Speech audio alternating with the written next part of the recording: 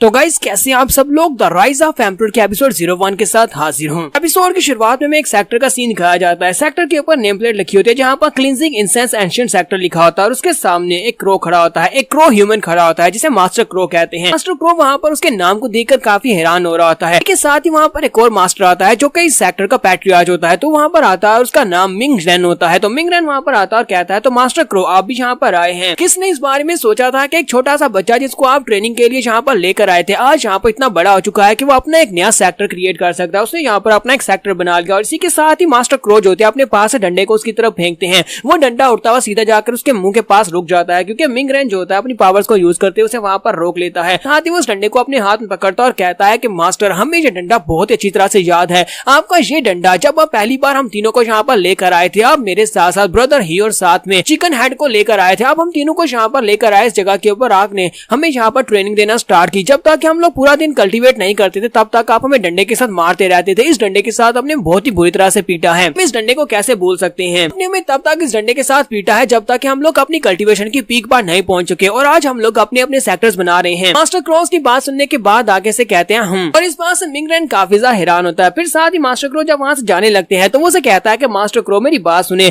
मुझे नहीं पता कि आप कितना अरसा जी चुके हैं और अब आगे कितना अरसा जीने वाले हैं क्योंकि आपके बारे में किसी को कुछ नहीं पता कि आपका लाइफ स्पैन कितना ज्यादा है। लेकिन मेरी एक बात तो सुने, मेरी आपसे एक रिक्वेस्ट है, अगर मैं यहाँ पर मर जाता हूँ और फ्यूचर में मेरा जो सेक्टर कमजोर पड़ जाता है तो मैं चाहता हूँ कि आप मेरे सेक्टर को संभाला दे, आप मेरे सेक्टर को दोबारा से राइज करवाएं क्योंकि मेरा हमेशा से एक ही सपना था कि अपना एक सेक्टर बनाऊं जहाँ पर मैं बच्चों को कल्टीवेट करवा सकूं, बिल्कुल आपकी तरह जिस तरह आपने हमें कल्टीवेट करवाया था। अब मेरे इस रिक्वेस्ट को पूरा करेंगे मास्टर क्रो, प्लीज ना मत करना, मेरी इस रिक्वेस्ट को जरूर पूरा करना क्योंकि मेरे सेक्टर का मकसद यहाँ पर रिसोर्सेज को इकट्ठा करना नहीं है बल्कि उन सभी लोगों को मदद देना है जिन लोगों को मदद की जरूरत हो और साथ ही उन सभी लोगों को रहने के लिए जगह देना है जो कि दूसरे लोगों को मारकर अपने आप को जिंदा रखे हुए हैं। मास्टर क्रॉस की बात सुनने के बाद वहाँ से उड़ जाते हैं तो मिंग रेन चलाकर कहता है कि मास्टर क्रो क्या आपने मेरी बात को सुना, मैंने आपसे क्या कहा, लेकिन मास्टर क्रॉस की बात का जवाब नहीं देते और वहाँ पर से चले जाते हैं। ये बात तो यहाँ से काफी साल पहले की होगी और उसके बाद अब यहाँ पर प्रेजेंट का सीन दिखाया जाता है। यहाँ पर क्लींजिंग इंसेंस एंशिएंट सेक्टर का सीन दिखाते हैं जहाँ पर एक लड़का जो होता है जो इस सेक्टर का एक इनर डिसाइपल है वो भागता हुआ अंदर आता है। वो जहाँ पर उस मेन हॉल में आता है जहाँ पर उनके एल्डर्स बैठे होते हैं और उनका सुप्रीम एल्डर भी वहीं पर बैठा होता है। तो वो कहता है बहुत ही बुरी खबर है। तो वो डिसाइपल वहाँ पर आने के बाद सुप्रीम एल्डर से कहता है कि बुरी खबर यह है कि इस वक्त हमारे दरवाजे के ऊपर, मेन दरवाजे के ऊपर एक लड़का है, एक यंग लड़का जो कि यहाँ पर हमारे दरवाजे को तोड़कर अंदर आ चुका है और सीधा इसी तरफ आ रहा है और उसने कहा कि वो हमारे सेक्टर का प्राइम डिसाइपल बनना चाहता है। तो सुप्रीम एल्डर उसकी बात सुनने के बाद बिल्कुल खामोश होते हैं जबकि उसके साथ सेकंड एल्डर बैठे होते हैं। सेकंड एल्डर उसे कहते हैं अच्छा मुझे ये बताओ कि वो लड़का दरवाजे को तोड़कर अंदर आ गया तो वहाँ पर दरवाजे के ऊपर जो गार्ड्स थे वो डिसाइपल्स कहाँ पर चले गए, वो लोग उसे रोक क्यों नहीं रहे। चाहता हूँ कि जाकर उन गार्ड्स को बोलो कि उस लड़के को बुरी तरह से पीट कर उठाकर बाहर फेंक दो। उसे क्या लगता है कि वैसी मुंह उठाकर जहाँ पर आएगा हम लोग उसे कोड डिसाइपल बना लेंगे। तो उनका डिसाइपल उनसे कहता है लेकिन मास्टर हम लोग उसे रोक नहीं सकते क्योंकि उस लड़के के हाथ में एक टैबलेट है, एक टैबलेट जो कि क्लींजिंग इंसेंस सेक्टर का है यानी कि हमारे सेक्टर का है और हम उस टैबलेट को देखने के बाद उसे रोक नहीं पाए। ये बात सुनने के बाद ग्रैंड एल्डर से कहते हैं ठीक है उसे अंदर लेकर आओ और इसी के साथ उन्हें बाहर से आवाज आती है तुम्हें यहाँ पर इसे बेचने की जरूरत नहीं है क्योंकि मैं यहाँ पर पहले से आ चुका हूँ। ये हमारा हीरो जिसका नाम लीशी है तो यहाँ पर आता है और उन लोगों से कहता है कि मैं यहाँ पर तुम्हारा प्राइम डिसाइपल बनने वाला हूँ और एक प्राइम डिसाइपल यहाँ पर ग्रैंड एल्डर्स को रिपोर्ट करने के लिए आया है। तो सेकंड एल्डर से कहते हैं कि लड़के आए तुम आए कहाँ से हो, मुझे लगता है कि तुम ऐसी कहीं से मुंह उठाकर चले आए, तुम्हें पता भी है कि यहाँ पर तुम्हारे पास क्या क्वालिफिकेशंस होनी चाहिए तब तुम हमारे क्लींजिंग इंसेंस एंशिएंट सेक्टर के डिसाइपल बन सकते हो। तो मैं इसके बाद से इसे सिर्फ क्लींजिंग सेक्टर ही कहूंगा क्योंकि ये ज्यादा लंबा हो जाएगा। इसी के साथ ही हमारा लीजी जो था अपने पास से टोकन निकालता और कहता है कि तुम सभी लोगों को ये बात तो पता होगी कि इमॉर्टल एम्परर मिंग रेन ने यहाँ पर एक रूल बनाया था। उन्होंने एक रूल बनाया था कि जिसके पास भी ये वाला टोकन ये ऑर्डर होगा तो यहाँ पर वीआईपी की तरह ट्रीट किया जाएगा। तुम लोग इस क्लींजिंग सेक्टर में उसे वीआईपी की तरह ट्रीट करोगे और उसकी एक रिक्वेस्ट को पूरा करोगे और मैं यहाँ पर तुम लोगों से एक रिक्वेस्ट कर रहा हूँ और मेरी वो रिक्वेस्ट ये है कि मैं यहाँ पर तुम्हारा कोड डिसाइपल बनना चाहता हूँ। तो सुप्रीम एल्डर उसे कहते हैं कि मुझे ये बताओ क्या तुम इस बात को कंफर्म कर सकते हो कि तुम्हारे हाथ में जो ऑर्डर जो टैबलेट है वो वाकई में रियल है। तो इसी के साथ ही हमारा लीजी उस ऑर्डर को उसकी तरफ फेंक देता है और कहता है कि तुम यहाँ पर खुद ही चेक कर सकते हो, ये तुम्हारे बिलवड ओल्ड डेविल ने मुझे दिया है, ये उस मास्टर ने मुझे दिया है। अगर तुम्हें इसके बावजूद भी मेरे पर यकीन नहीं है तो तुम लोग यहाँ से सीधे जा सकते हो कोई होंग ब्रूथल में जहाँ पर वो बैठा हुआ है, जहाँ पर वो पीका टल्ली हो चुका है, उसी वक्त उसने मुझे वहाँ पर दिया था। ग्रैंड एल्डर जो होते हैं अपने हाथ में उस टैबलेट को पकड़ते हैं और कहते हैं ये तो वाकई में असली है, और बाकी ये सभी एल्डर्स भी उसके पास आ जाते हैं। वो लोग कहते हैं क्या इसने यहाँ पर कुई होंग हाल कहा। हाँ ये बात तो वाकई में सच है कि उसे पीने का बहुत ज्यादा शौक है, और इस वक्त तो ब्रोथल में हम में से कोई भी वहाँ पर उस ब्रोथल में नहीं जाएगा, वैशाखाना में कोई भी नहीं जाएगा, क्योंकि उस एल्डर को इस सब का भी बहुत ज्यादा शौक है। लगता है कि वो पीकर टली हो गया होगा और उसके बाद उसने ये टोकन इस लड़के को दे दिया होगा। सुप्रीम एल्डर सेकंड एल्डर से कहते हैं ये टोकन तो वाकई में रियल है, ये उसी ने इसको दिया है। सेकंड एल्डर ग्रेट एल्डर से कहते हैं कि सिर्फ और सिर्फ कुछ ही दिन बचे हैं, कुछ दिनों के बाद यहाँ पर हमारी शादी का कॉन्ट्रैक्ट पूरा होने वाला है। तुम्हें पता है ना कि 9 सेंट डीमन सेक्टर वालों के लोग के लड़की यहाँ पर हमारे सेक्टर के प्राइम डिसाइपल से शादी करने वाली है। तो आगे मैं सेक्टर के नाम को सिर्फ डीमन सेक्टर कहूंगा, 9 सेंट डीमन सेक्टर ये ज्यादा लंबा हो जाएगा। सेकंड एल्डर कहते हैं कि एक बार हम दोनों सेक्टर्स के दरमियान में यहाँ पर मैरिज कॉन्ट्रैक्ट हो गया तो उसके बाद हम लोग डीमन सेक्टर के रिसोर्सेज को यूज कर पाएंगे, और अगर हम लोग उनके रिसोर्सेज को यूज कर पाए तो हमारा सेक्टर दोबारा से महान सेक्टर बन जाएगा। लेकिन उसके लिए हमें यहाँ पर एक कोड डिसाइपल चाहिए होगा, क्योंकि वो लोग अपनी लड़की की शादी यहाँ पर सिर्फ और सिर्फ कोड डिसाइपल के साथ ही करेंगे। लेकिन अभी तक हमारे पास कोई भी ऐसा डिसाइपल नहीं है जिससे कि हम लोग प्राइम डिसाइपल बना सके। हमारे सेक्टर के सभी डिसाइपल्स बहुत ज्यादा कमजोर है और इस लड़के की बैकग्राउंड के बारे में कुछ भी नहीं पता। हो सकता है कि उस ओल्ड डेविल एल्डर ने इसको ये टोकन इसी वजह से दिया होगा कि इस लड़के की कैपेबिलिटीज काफी ज्यादा अच्छी हो, इसकी बॉडी काफी ज्यादा स्पेशल हो, इसी वजह से उसने ये टोकन इसको दिया हो। थोड़ी सी ट्रेनिंग के बाद ये लड़का प्राइम डिसाइपल बनने के लायक हो जाए तो सुप्रीम एल्डर कहते हैं अच्छा ठीक है फिर इसकी पावर्स को चेक कर लेते हैं। वो अपनी पावर्स को यूज करते हैं, वहां पर एक मैजिक मिरर बुलाते हैं और कहते हैं कि हम लोग इसकी कल्टीवेशन और इसकी बॉडी को चेक कर लेते हैं कि आखिर इसके पास क्या कुछ है। और वो मिरर ऑफ ट्रूथ जो होता है उसको उसकी तरफ आगे भेजते हैं, उसके अंदर से लाइट निकलती है जो कि हमारी लीजी की बॉडी के ऊपर पड़ती है। जब वो लाइट लीजी की बॉडी के ऊपर पड़ती है इसी के साथ ही वो देखते हैं कि उसकी बॉडी के अंदर क्या कुछ है, तो उन्हें दिखाई देता है कि इस लड़के के पास मॉर्टल फिजिक है, मॉर्टल लाइफ व्हील और साथ ही मॉर्टल फेट पैलेस है। ये सब कुछ देखने के बाद सेकंड एल्डर चिल्लाकर कहते हैं कि बकवास यहाँ पर हो क्या रहा है, ये लड़का तो एक कचरे से ज्यादा कुछ भी नहीं है, इस लड़के के पास जो कुछ भी है वो सब कुछ देखने के बाद यहाँ पर यही साबित होता है कि ये लड़का कभी कल्टीवेट भी नहीं कर पाएगा, यानी कि इसके पास कल्टीवेशन की पावर भी नहीं है, ना ही ये कभी कल्टीवेट कर सकता है। और इसके बावजूद इस लड़के को लगता है कि हम लोग इसे अपना प्राइम डिसाइपल बना सकते हैं। तो ग्रैंड एल्डर भी हमारे लीजी से कहते हैं कि लड़के तुमने यहाँ पर सुन लिया ना कि तुम्हारे पास जो क्वालिफिकेशंस हैं वो तो एक डिसाइपल बनने के लायक भी नहीं है। अगर तुम चाहो तो हम तुम्हें यहाँ पर अपना आउटर डिसाइपल बना सकते हैं सिर्फ और सिर्फ इस टोकन की वजह से, लेकिन अब तुम्हें यहाँ पर प्राइम डिसाइपल कभी भी नहीं बना सकते हो, ना ही तुम प्राइम डिसाइपल बनने के लायक हो। तुम्हारे लीजी के साथ जो डिसाइपल खड़ा होता है वो उसे कहता है कि मुझे लगता है कि तुम्हें गिव अप नहीं करना चाहिए क्योंकि तुम्हारे पास क्वालिफिकेशंस बहुत ज्यादा लो है, लेकिन आउटर डिसाइपल बनने के बाद अगर तुम बहुत ज्यादा मेहनत करोगे, हार्ड वर्क करोगे तो मुझे लगता है कि तुम यहाँ पर काफी कुछ अचीव कर सकते हो। प्राइम डिसाइपल तो नहीं बन पाओगे लेकिन काफी कुछ अचीव कर सकते हो। लीजी उसे कहता है कि नहीं मैं ऐसा बिल्कुल भी नहीं कर सकता, और इसी के साथ ही हमारा लीजी उसे कहता है तुम लोग यहाँ पर इस तरह अपने वैल्यूड गेस्ट को ट्रीट करते हो, मैंने तुम्हें कहा ना कि मेरे पास टोकन और मैं तुम्हारा वीआईपी गेस्ट हूँ। इसी के साथ ही हमारा लीजी आगे बढ़ता और कहता है कि मैं यहाँ पर तुम्हें बताता हूँ कि तुम्हारे इस सेक्टर की क्लींजिंग सेक्टर की टीचिंग्स क्या है, और इसी के साथ ही उन्हें टीचिंग्स के बारे में बताता है कि यहाँ पर टीचिंग्स क्या है। बताता है कि यहाँ पर कल्टीवेट करने के लिए तुम्हारा दिल साफ होना चाहिए, अगर तुम्हारा दिल साफ है तभी तुम यहाँ पर कल्टीवेट कर सकते हो, और एक कल्टीवेटर बनने के लिए तुम्हें ईमानदार होना बहुत ज्यादा जरूरी है। वो यहाँ पर काफी सारी बातें करता है और मैं इन बातों को काफी ज्यादा स्किप करने वाला हूँ। तो वो उनसे कहता है कि ये सब कुछ जो है ये सब कुछ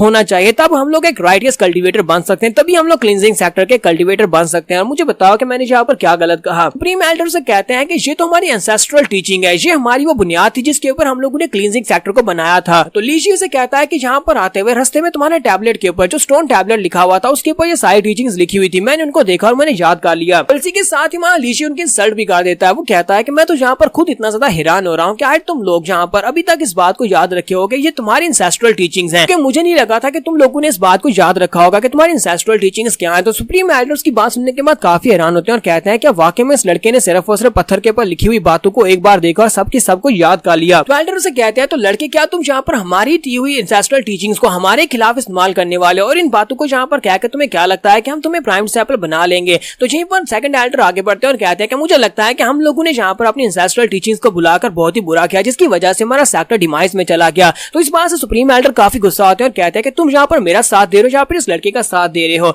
और दूसरी तरफ से हमारा लीजी हंसना शुरू कर देता है और कहता है कि तुम्हारा सेक्टर तो बहुत ज्यादा इंटरेस्टिंग है, यहाँ पर एक दूसरे के साथ यूनाइटेड नहीं हो। लोगों ने यहाँ पर अपनी एंसेस्ट्रल टीचिंग्स को बुला दिया। मुझे लगता है कि तुम्हारे सेक्टर के साथ जो कुछ हुआ है वो अच्छा हुआ है, तुम्हारा सेक्टर आगे इसी वजह से राइज नहीं कर पाया। यहीं पर हमारे सुप्रीम एल्डर सोच रहे हैं कि अगर इस लड़के के पास स्पेशल ऑर्डर नहीं होता तो अब तक मैंने कितनी बार इस लड़के को मार दिया होता और बहुत ही बुरी मौत इसको मारा होता। इस लड़के ने यहाँ पर हमारी इंसल्ट करने के साथ साथ हमारे क्लींजिंग सेक्टर की भी इंसल्ट की है। ये लोग अभी यहाँ पर बातें कर रहे होते हैं, किसी के साथ ही डीमन सेक्टर का एक बंदा अपने स्टूडेंट के साथ वहाँ पर पहुंच जाता और कहता है यहाँ पर तो आज काफी ज्यादा रश लगा हुआ है, तुम लोग क्या बातें कर रहे हो। यहाँ पर आने के बाद उनको अपना नाम बताता है कि मेरा नाम यू ही है और मैं डीमन एम्पर की तरफ से यहाँ पर आया हूँ, तुम सभी लोगों के पास एक मैसेज लेकर आया क्योंकि उन लोगों ने मुझे स्पेशली यहाँ पर तुम्हारे सेक्टर में भेजा है। प्रीम एल्डर से कहते हैं बताओ डीमन किंग ने तुम्हें यहाँ पर क्या करने के लिए भेजा है, तुम यहाँ पर क्या मैसेज लेकर आए। तो वो कहता है कि तुम लोगों के साथ हमारा एक मैरिज कॉन्ट्रैक्ट होने वाला है और वो मैरिज कॉन्ट्रैक्ट जो है हमारी फैमिली की प्रिंसेस के साथ होगा। हमारी प्रिंसेस जो है वो एक बहुत ही पावरफुल लड़की है, यानी कि वो एक कल्टीवेटर है और एक जीनियस मार्शल आर्टिस्ट है। हमें लगता है कि हम लोग ऐसे बिना किसी ट्रायल के तुम्हारे कोर्ट साइकिल को अपनी प्रिंसेस का हाथ दे देंगे, उसके साथ अपनी प्रिंसेस की शादी कर देंगे। जैसे हमारे डीमन किंग ने यहाँ पर एक सुझाव दिया, हम लोग यहाँ पर तुम्हारे कोर्ट साइकिल का एक टेस्ट लेंगे, अगर वो कोर्ट साइकिल टेस्ट को पास करता है तभी हमारी प्रिंसेस की शादी उस लड़के के साथ हो पाएगी और हम दोनों के सेक्टर के दरमियान में समझौता हो पाएगा। इसके साथ हमारा लीजी वहाँ पर हंसना शुरू कर देता है और कहता है सिर्फ देखो तो सही, यहाँ पर इनका डीमन सेक्टर जो कि पहले बहुत ज्यादा कमजोर हुआ करता था और इसे सर्वाइव करने के लिए हमारे क्लींजिंग सेक्टर की मदद की जरूरत थी। आज यहाँ पर डीमन सेक्टर के लोग यहाँ पर आकर हमें बता रहे हैं कि वो हमारे कोर्ट सैपल की ट्रायल टेस्ट लेंगे ताकि वो प्रिंसेस के साथ शादी करने के लायक हो। मुझे लगता है कि यहाँ पर डीमन सेक्टर के लोग हमारा मजाक उड़ाना चाहते हैं और इस बात से यूहू काफी ज्यादा गुस्सा हो जाते हैं। एल्डर यूहू से कहते हैं कि तुम्हारी हिम्मत कैसे हमारे सेक्टर के बारे में इस तरह की बात करने की, और वो अपनी पावर्स को रिलीज करते हैं और आइस क्रिस्टल्स बनाकर हमारे लीजी के ऊपर अटैक कर देते हैं और वो सारे आइस क्रिस्टल्स जो होते हैं लीजी की तरफ आगे बढ़ते हैं। तो यहाँ पर हम लोग अपने एपिसोड 01 का एंड करेंगे। नेक्स्ट एपिसोड में देखेंगे क्या ये वाकई में हमारे लीजी को अपना कोर्ट सैपल बना लेंगे, क्योंकि लीजी के पास बहुत ही बेसिक बॉडी और ना ही वो कल्टीवेट कर सकता है, ना ही उसके पास कल्टीवेशन की कोई पावर्स भी हैं। तो एपिसोड की एक्सप्लेनेशन अच्छी लगी हो तो कमेंट करके जरूर बताइएगा। चैनल को सब्सक्राइब कर दें, वीडियो को लाइक और शेयर कर दें। शुक्रिया। तो गाइस कैसे हम सब लोग द राइज ऑफ एम्परर के एपिसोड 03 के साथ हाजिर हो। तो अगर आप मेरे चैनल के ऊपर नए और अभी तक चैनल को सब्सक्राइब नहीं किया हुआ तो जल्दी से चैनल को सब्सक्राइब कर दें, वीडियो को लाइक और शेयर कर दें। शुक्रिया। तो लास्ट एपिसोड के एंड पे हमने देखा था लीजी जो होता है वहां पर उस एल्डर की बात सुनने के बाद आगे से हंसना शुरू कर देता है और कहता है कि तुम्हारा सेक्टर यानी डीमन सेक्टर कभी हमारे क्लींजिंग इंसेंस सेक्टर की मदद से चला करता था और आज देखो यहाँ पर तुम लोग हमारे प्राइम डिसाइपल का टेस्ट लेने के बारे में बात कर रहे हो, यहाँ पर भी मजाक हो रहा है। तो इस बात से एल्डर काफी ज्यादा गुस्सा होता है, जबकि उनका डिसाइपल जिसका नाम डूमिंग होता है वो इस बात से ज्यादा गुस्सा होता है। वो कहता है कि लड़के तुम्हारी हिम्मत कैसे भी हमारे सेक्टर का नाम इस तरह से नहीं ले सकते हो, ना ही तुम हमारे सेक्टर की इस तरह से इंसल्ट कर सकते हो। अगर मुझे यहाँ पर इजाजत मिले तो मैं अभी तुम्हारी जुबान उखाड़ दूं। मान लीजिए आगे से फिर से उसके इंसल्ट कर देता और कहता है कि मुझे लगता है कि उस चिकन हेड के जितने डिसाइपल्स हैं आगे आने वाले जनरेशन के सभी डिसाइपल्स बहुत ज्यादा बेकार हो चुके हैं। तुम लोगों के पास कोई टेक्निक्स तो है नहीं, ऊपर से तुम सभी लोग यहाँ पर कितनी बदतमीजी से बात कर रहे हो। क्या तुम्हें यहाँ पर दूसरों से तमीज से बात करने की आदत नहीं है? वैसे एल्डर जो होते हैं वो काफी ज्यादा गुस्सा आते हैं और अपनी आइस क्रिस्टल्स को रिलीज करते हुए अपनी पावर्स को रिलीज करते हुए हमारे लीची के ऊपर अटैक कर देते हैं और कहते हैं कि लड़के अब तुम्हें मरना होगा क्योंकि तुमने हमारे सेक्टर की इंसल्ट की है।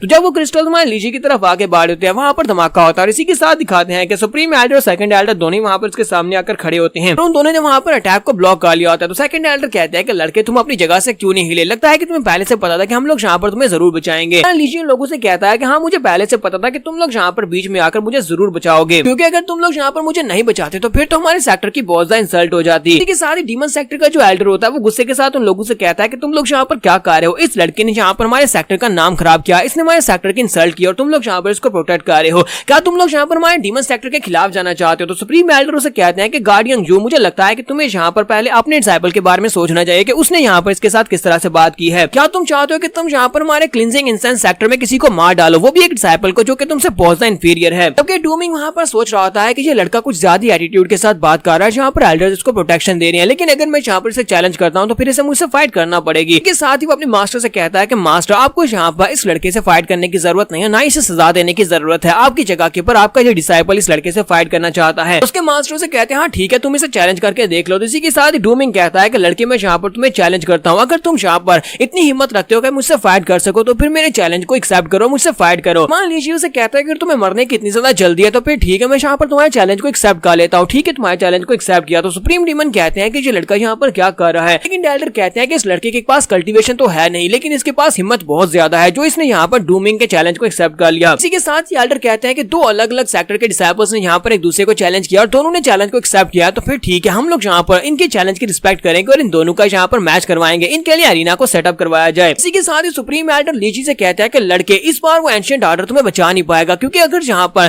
चैलेंज के दौरान ये लड़का तुम्हें जान से भी मार डालता है तब भी हम लोग बीच में आकर तुम्हें बचा नहीं पाएंगे। तुम्हारा लीजी से कहता है कि मैं बस यही चाहता था कि यहाँ पर फाइट हो और उसके बाद देखना तुम लोगों को पता चल जाएगा कि मैं उतना भी खराब नहीं हूँ, यानी इतना भी कचरा नहीं हूँ। लीजी के साथ जो दूसरा डिसाइपल होता है जिसका नाम हुरैन होता है, सुप्रीम एल्डर जो होते हैं हुरैन को उसके साथ भेजते हैं। लीजी को अपने साथ लेकर वेपन डिपार्टमेंट में जाता है और वहां पर जाकर उसे कहता है कि तुम यहाँ पर फाइट के लिए तुमने चैलेंज को एक्सेप्ट कर लिया लेकिन तुम्हारे पास एक वेपन भी नहीं है, तुम यहाँ पर से कौन से वेपन को चूज करने वाले हो, तुम्हें वेपन चलाना आता भी है या नहीं, क्योंकि तुम्हारे पास कल्टीवेशन ही नहीं है। मुझे लगता है कि तुम्हें ये चैलेंज को एक्सेप्ट नहीं करना चाहिए। मुझे लगता है तुम्हारे पास वो स्पेशल टोकन है हमारे सेक्टर का, उस टोकन को यूज करते हुए तुम अपनी एक ख्वाहिश ले सकते हो और उस ख्वाहिश के मुताबिक तुम जाकर सुप्रीम एल्डर से कह सकते हो कि तुम्हें इस चैलेंज को नहीं करना और तुम यहाँ पर जिंदा बच सकते हो। लीजी उसे कहता है कि नहीं, मैं ऐसा बिल्कुल भी नहीं होने दूंगा, मैं यहाँ पर प्राइम डिसाइपल बनने के लिए आया हूँ। तुम्हें क्या लगता है कि प्राइम डिसाइपल होने के नाते मैं किसी एक आम से छोटे से लड़के से चैलेंज को हार सकता हूँ या फिर पीछे हट सकता हूँ? ऐसा बिल्कुल भी नहीं होगा। फिर साथ ही उसे कहता है कि मुझे ये बताओ कि तुम्हारा सेक्टर जो है ये इतना ज्यादा घटिया हो चुका है कि जहाँ पर कोई काम का वेपन भी नहीं है, जहाँ पर तो बहुत ही लो लेवल के और बहुत ही घटिया से वेपन रखे हुए हैं। हुरैन उसे कहता है कि ये तुम क्या बकवास किए जा रहे हो, जहाँ पर जितने वेपन रखे हुए सारे के सारे हाई ग्रेड के वेपन हैं। हमारे सेक्टर के पास सारे अच्छे अच्छे वेपन हैं, जहाँ पर जितने टंगे हुए वेपन तुम्हें दिखाई देते हैं। अगर तुम लेना चाहो तो यहाँ से ले सकते हो, अगर नहीं लेना तो फिर जाओ यहाँ से। इस वक्त तुम्हारे सामने जितने वेपन है, अगर ये तुम्हारी पसंद के नहीं और तुम्हें लगता है कि ये लो क्वालिटी के, तो फिर यहाँ पर और कोई भी वेपन नहीं है, हमारे पास बस यही है। तो इसी के साथ ही हमारा बायरोंग ने लीजू जो होता है वो आगे बढ़ता है, जाकर के ऊपर एक बॉक्स पड़ा होता है, वो उस बॉक्स के अंदर से वेपन्स को निकालना शुरू कर देता है, क्योंकि उसके अंदर भी काफी सारे वेपन्स पड़े होते हैं, लेकिन वो सारे का सारा कचरा होता है। हुरैन उसे कहता है कि तुम वहां पर से क्या ढूंढ रहे हो, वहां पर हम लोगों ने सिर्फ कचरा फेंका हुआ है। इसी के साथ हमारा लीजी कहता है कि ये काफी ज्यादा काम की चीज है और उसे वहां पर से एक वेपन मिल जाता है। हुरैन उसे कहता है कि तुम्हें यहाँ पर से क्या मिला, क्या कचरे के अंदर से भी कोई अच्छा वेपन मिल सकता है? तो हमारे कीजी को वहां पर से एक डंडा मिलता है जो कि जला हुआ होता है, वहां पर एक जला हुआ डंडा बड़ा होता है, तो वो उस डंडे को उठा लेता है और कहता है कि ये वेपन काफी ज्यादा अच्छा है, मैं इसी वेपन को यूज करूंगा। हुरैन उसे कहता है कि कहीं तुम्हारा दिमाग तो नहीं खराब हो गया, तुम यहाँ पर एक डंडे को यूज करने वाले और वो भी जला हुआ है, देखो तो जरा इसकी हालत क्या हो चुकी है। उसके बाद नेक्स्ट सीन में अरीना का दिखाया जाता है, जहाँ पर डूमिंग और हमारे लीजी के दरमियान में फाइट होने वाली है। तो सभी लोग वहां पर पहुंच चुके होते हैं और इसी के साथ एक कैल्डर जो कि उनके यहाँ पर रेफरी बनने वाले हैं, वो कहते हैं यहाँ पर इस मैच के दौरान कोई भी रिस्ट्रिक्शंस नहीं है, तुम दोनों जैसे वेपन्स को यूज करना चाहो वैसे वेपन्स को यूज कर सकते हो, और अगर यहाँ पर दोनों फाइट करते हुए किसी एक को मार देते हैं तो दूसरे के ऊपर इल्जाम नहीं आएगा। और तुम लोग यहाँ पर लाइफ एंड डेथ का मैच तो नहीं है, लेकिन अगर कोई सरेंडर करना चाहता है तो वो कर सकता है, लेकिन अगर दूसरा यहाँ पर फाइट करते हुए हार मान लेता है, दूसरा यहाँ पर इतना जख्मी हो जाता है कि दोबारा उठ नहीं सकता, तभी जब मैच खत्म हो जाएगा। मास्टर मो यहाँ पर आज तुम्हारा रेफरी हूँ। एक तरफ से डीमन सेक्टर का जूनियर डिसाइपल जिसका नाम डूमिंग है और दूसरी तरफ से हमारे सेक्टर का डिसाइपल जिसका नाम लीजी है, दोनों यहाँ पर आपस में फाइट करने वाले हैं। तो मास्टर हु अपने डिसाइपल से कहते हैं कि मैं चाहता हूँ कि इस लड़के को बहुत ज्यादा टॉर्चर करो, तुम्हें फाइट करते हुए इसको इतनी बुरी तरह से मारना है कि जिससे आपने किए के ऊपर पछतावा हो कि इसने यहाँ पर हमारे डीमन सेक्टर की इंसल्ट कैसे की। दूसरी तरफ से सुप्रीम एल्डर जो होते हैं वो सोच रहे होते हैं कि अब यहाँ पर हम लोग क्या करेंगे। मुझे लगता है कि हमारे लिए यही रास्ता बिल्कुल बेहतर था कि हमने इन दोनों को यहाँ पर फाइट करने दी है। डूमिंग काफी ज्यादा स्पेशल है क्योंकि वो काफी अरसे से कल्टीवेट कर रहा है, ऊपर से इस लड़के के पास बिल्कुल भी कल्टीवेशन नहीं है। अगर वो इस लड़के को यहाँ पर हरा देता है तो हम लोग इस लड़के को उठाकर बाहर फेंक देंगे, ये सीक्रेट ऑर्डर भी इसको बचा नहीं पाएगा और हमें यहाँ पर इसको अपना प्राइम डिसाइपल नहीं बनाना पड़ेगा। आइडिया काफी ज्यादा अच्छा है। और इसी के साथ ही मास्टर मो कहता है ठीक है तुम लोग फाइट स्टार्ट कर सकते हो। जैसे वहां पर फाइट स्टार्ट होती है, इसी के साथ डूमिंग बड़ी तेजी के साथ जंप करते हुए तलवार लेकर आगे बढ़ता है और उसकी तलवार जो होती है वो जाकर सीधी हमारे लीजी के कंधे के ऊपर लगती है। हमारे लीजी के कंधे के साथ यानी उसके गर्दन के पास जब गुजरती है तो वहां पर उसकी गर्दन से ब्लड निकलना शुरू हो जाता है। सेकंड एल्डर कहते हैं कि डीमन सेक्टर का ये लड़का जो है इसकी मूवमेंट्स तो काफी ज्यादा तेज है, इसकी एज के हिसाब से इसकी कल्टीवेशन काफी ज्यादा बेहतर है। जबकि हुरैन से कहता है कि ब्रदर लीजी प्लीज वहां पर खड़े मत रहो, कुछ तो करो। और मास्टर सुप्रीम एल्डर जो होते हैं वहां पर सोच रहे होते हैं कि ये लड़का यहाँ पर ट्रू जैंग टेक्निक को यूज कर रहा है। डीमन सेक्टर के लोगों की स्पेशल टेक्निक ट्रू जैंग टेक्निक है। इसके साथ ही डूमिंग फिर से अपनी तलवार लेकर सामने की तरफ बहुत सारे स्टैब्स करता है और इस बार में जब स्टैब करता है तो उसकी बॉडी के ऊपर बहुत सारे कट लगते हैं, यानी कि हमारे हीरो की बॉडी के ऊपर बहुत सारे कट्स लगते हैं। हुरैन कहता है कि मुझे लगता है कि यहाँ पर कोई डुअल नहीं हो रही बल्कि यहाँ पर सिंगल तरफ से फाइट हो रही है। एक तरफ से डूमिंग उसके ऊपर अटैक किया जा रहा है जबकि लीजी वहां पर कुछ कर भी नहीं पा रहा। मुझे लगता है कि उसे टॉर्चर कर रहा है। तो सुप्रीम एल्डर से कहते हैं कि इस लड़के ने जानबूझकर इस फाइट को मोल लिया है, यानी कि उसने खुद चैलेंज को एक्सेप्ट किया था, उसे भुगतना पड़ेगा। तो डूमिंग भी काफी ज्यादा खुश होता है कि वो यहाँ पर इसको टॉर्चर कर रहा है, तो वो हंसना शुरू कर देता है और कहता है कि अभी ये खत्म नहीं हुआ, तुम्हें क्या लगता है कि हम इतनी आसानी से तुम्हें छोड़ देंगे। और इसी के साथ ही वो फिर से उसके ऊपर अटैक करना स्टार्ट करता है। इस बार वो फिर से तलवार को घुमाते हुए जब उसके ऊपर अटैक करता है तो बार बार उसकी बॉडी के ऊपर स्टैब करता है और लीजी की बॉडी के ऊपर जगह जगह के ऊपर कट्स लग रहे होते हैं, लेकिन उसके अटैक्स जो होते हैं वो सेम एक ही जगह के ऊपर बार बार लग रहे होते हैं, जिसकी वजह से हमारा लीजी पीछे की तरफ बढ़ता जाता है। मास्टर मो कहता है कि जरा इस लड़के की प्रिसीजन तो देखो, ये बार बार एक ही जगह के ऊपर अटैक कर रहा है, जहां पर पहले इसने कट लगाया था सेम उसी जगह के ऊपर ये दोबारा से कट लगा रहा है। इस लड़के डूमिंग की स्पीड और साथ में स्ट्रेंथ काफी ज्यादा इंक्रेडिबल है। लीजी जो होता है वो काफी ज्यादा पीछे की तरफ फट जाता है, लंबे लंबे सांस ले रहा होता है, जबकि डूमिंग से कहता है कि अब तुम्हें समझ आए कि हम दोनों के पावर लेवल में और दोनों की कल्टीवेशन में कितना बड़ा डिफरेंस है और तुम्हारी हिम्मत कैसे भी यहाँ पर हमारे सेक्टर की इंसल्ट करने की। हालांकि तुमने बहुत बड़ा क्राइम किया, लेकिन इसके बावजूद मैं यहाँ पर तुम्हारे पर तरस खाऊंगा और तुम्हें जान से नहीं मारूंगा, लेकिन इस लास्ट ट्राई के साथ मैं इस मैच को खत्म करने वाला हूँ। तो लीजी उसे कहता है कि हाँ क्यों नहीं, और इसी के साथ डूमिंग अपनी तलवार लेकर उसके ऊपर अटैक करने के लिए आगे बढ़ता है। जैसे वो अपनी तलवार लेकर उसके करीब पहुंचता है और कहता है कि मर जाओ, और डूमिंग की तलवार जो होती है वो सीधी जाकर उसकी बॉडी के अंदर धंस जाती है। जैसे वो उसकी बॉडी के अंदर धंस जाती है, इसी के साथ डूमिंग उसे कहता है कि ठीक है अब तुम यहाँ पर आराम से सो सकते हो क्योंकि तुम्हारी जिंदगी यहाँ पर खत्म हुई। दूसरी दुनिया में जाने के बाद मेरा नाम याद रखना कि तुम्हें यहाँ पर किसने मारा था, तुम्हें मारने वाला डीमन सेक्टर का एक स्टूडेंट था जिसका नाम डूमिंग था। और इसी के साथ हम लोग यहाँ पर एपिसोड 2 का एंड करेंगे। एपिसोड का एक्सप्लेनेशन अच्छी लगी हो तो कमेंट करके जरूर बताइएगा। चैनल को सब्सक्राइब कर दे, वीडियो को लाइक को शेयर कर दे। शुक्रिया। तो गाइस कैसे हैं आप सब लोग, राइज ऑफ एम्परर के एपिसोड 03 के साथ हाजिर हो। तो लास्ट एपिसोड के एंड पे हमने देखा था कि डूमिंग अपनी तलवार को जी की बॉडी के अंदर दंसा देता है और वहां पर उसे कहता है कि दूसरी दुनिया में जाकर मेरे नाम को याद रखना कि डूमिंग ने तुम्हें मारा था। और इसी के साथ हमारा लीजी जो होता है उसे कहता है मुझे तो बहुत ज्यादा दर्द हो रही है। जब वो एटीट्यूड के साथ से ये वाली बात करता है, इस बात से डूमिंग को एक झटका लगता है। डूमिंग कहता है कि ऐसा कैसे हो सकता है, कहीं मैंने यहाँ पर मिस तो नहीं कर दिया। जब वो देखता है तो वो तलवार जो होती है उसके बाजू के नीचे होती है, यानी कंधे के पास और बाजू के नीचे अंदर घुसी होती है। यहीं पर हमें मास्टर क्रो को दिखाया जाता है, वहां पर क्रो का शैडो निकलता है। ऐसे लगता है जैसे कि लीजी ही मास्टर क्रो है जो कि इंसानी फॉर्म में यहाँ पर आया। तो वो उसे कहता है कि तुमने यहाँ पर मुझे बहुत ही बुरी तरह से हर्ट किया है, अब यहाँ पर मेरी बारी है तुम्हें हर्ट करने की। जबकि दूसरी तरफ से डूमिंग कहता है कि ऐसा कैसे हो सकता है, मैं यहाँ पर मिस कैसे कर सकता हूँ, क्योंकि मैंने यहाँ पर प्रिसीजन के साथ अटैक किया था और इसके दिल को मुझे पियर्स करना था। मुझे लगता है कि इस लड़के के बारे में कुछ तो ऐसा है जो गलत है। मुझे लगता है कि ये अपनी स्ट्रेंथ को यहाँ पर हाइड कर रहा है। इसी के साथ ही डूमिंग जल्दी से जंप कर दे पीछे की तरफ बढ़ता है। वो जल्दी से पीछे की तरफ बढ़ता है और कहता है कि यहाँ पर ऐसा बिल्कुल भी नहीं हो सकता और वो काफी ज्यादा गुस्से में होता है। जबकि हमारा लीजी उसे कहता है अब क्या हुआ, क्या तुम यहाँ से भागकर जाना चाहते हो? मुझे तो लगा था कि डीमन सेक्टर के लोग बहुत ज्यादा एरोगेंट है। और इसी के साथ ही डूमिंग उसे कहता है कि अब तुम बिल्कुल भी नहीं बचोगे। इसके साथ ही वो एक स्पेशल स्टैंस लेता है और कहता है कि अब मैं यहाँ पर तुम्हें सच्ची में मार डालूंगा, क्योंकि अब मैं यहाँ पर तुम्हें मारने वाला हूँ। तलवार को घुमाते हुए सामने की तरफ स्ट्राइक लगाता है। जब वो स्ट्राइक लगाता है तो लीजी बड़ी आसानी के साथ अटैक को अवॉइड कर लेता है। इसी के साथ वो फिर से उसके ऊपर अटैक करता है। लीजी फिर से उसके अटैक को अवॉइड कर लेता है।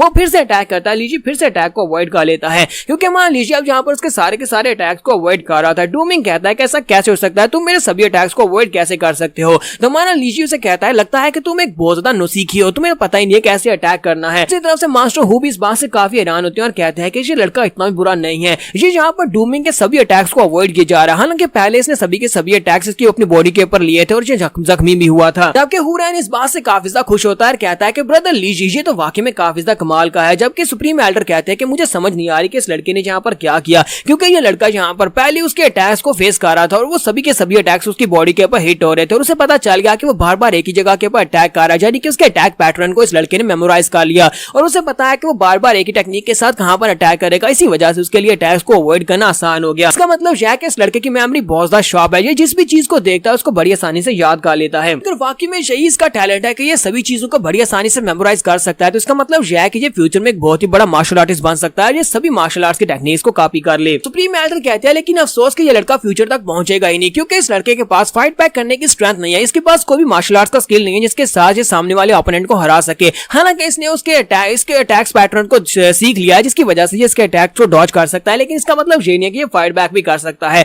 और दूसरी तरफ से डूमिंग जो था अपनी पावर्स को रिलीज कर रहा था और गुस्से के साथ वहां पर हंस रहा था और उसे कहता है कि अब तुम बिल्कुल भी नहीं बचने वाले, अब मैं यहाँ पर तुम्हारी बॉडी कितनी ज्यादा पीसेस करूंगा कि तुम खुद भी नहीं गिन पाओगे। डूमिंग उसे कहता है कि तुम बस एक ऐसे कीड़े हो जिसके पास कल्टीवेशन भी नहीं है, कल्टीवेशन के बिना एक कल्टीवेटर नहीं होता। तुम्हें लगा कि तुमने यहाँ पर मेरे 4-5 अटैक्स को डॉज कर लिया और तुम यहाँ पर एक कल्टीवेटर बन गए हो, तुम मेरा मुकाबला करने के लायक पहले से शुरुआत से ही नहीं थे। हमारा लीजी उसे कहता है इसका मतलब यह है कि तुम यहाँ पर सीरियस होने वाले हो, अगर तुम यहाँ पर सीरियस होने वाले हो तो फिर मुझे भी यहाँ पर सीरियस होना पड़ेगा। और इसी के साथ ही वो अपने डंडे को निकालता और कहता है कि चलो ठीक है, लगता है अब डंडे को यूज करने का वक्त आ चुका है, मैं अब यहाँ पर सीरियस हूँ, मैं अपने वेपन को यूज करूंगा, जल्दी से आ जाओ। सेकंड एल्डर उसके हाथ में वो डंडा देखने के बाद हुरैंग से कहते हैं कि ये क्या, ये किस किस्म का वेपन है, क्या हमारी आर्मरी में अभी भी इस तरह के कोई वेपन्स हैं? उसे कहता है कि हाँ हमारी आर्मरी में इस तरह का वेपन पड़ा हुआ था। और साथ ही वो सोच रहा था अगर मैंने ग्रेट एल्डर को बता दिया कि ये कचरे से इस वेपन को उठा कर लाया तो एल्डर कहेंगे कि मैंने इसको क्या थमा दिया, मुझे यहाँ पर इसको रोकना चाहिए था। तो डूमिंग जो होता है, डूमिंग वहां पर एक स्पेशल स्टैंस लेता है और एक स्पेशल टेक्निक को यूज करने लगा है। तो वो कहता है कि तुम्हारे हाथ में एक जली हुई लकड़ी का टुकड़ा है, तुम्हें क्या लगता है कि इस जली हुई लकड़ी के टुकड़े के साथ तुम्हें क्या ही कर लोगे, मेरी तलवार को ब्लॉक तो नहीं कर सकते,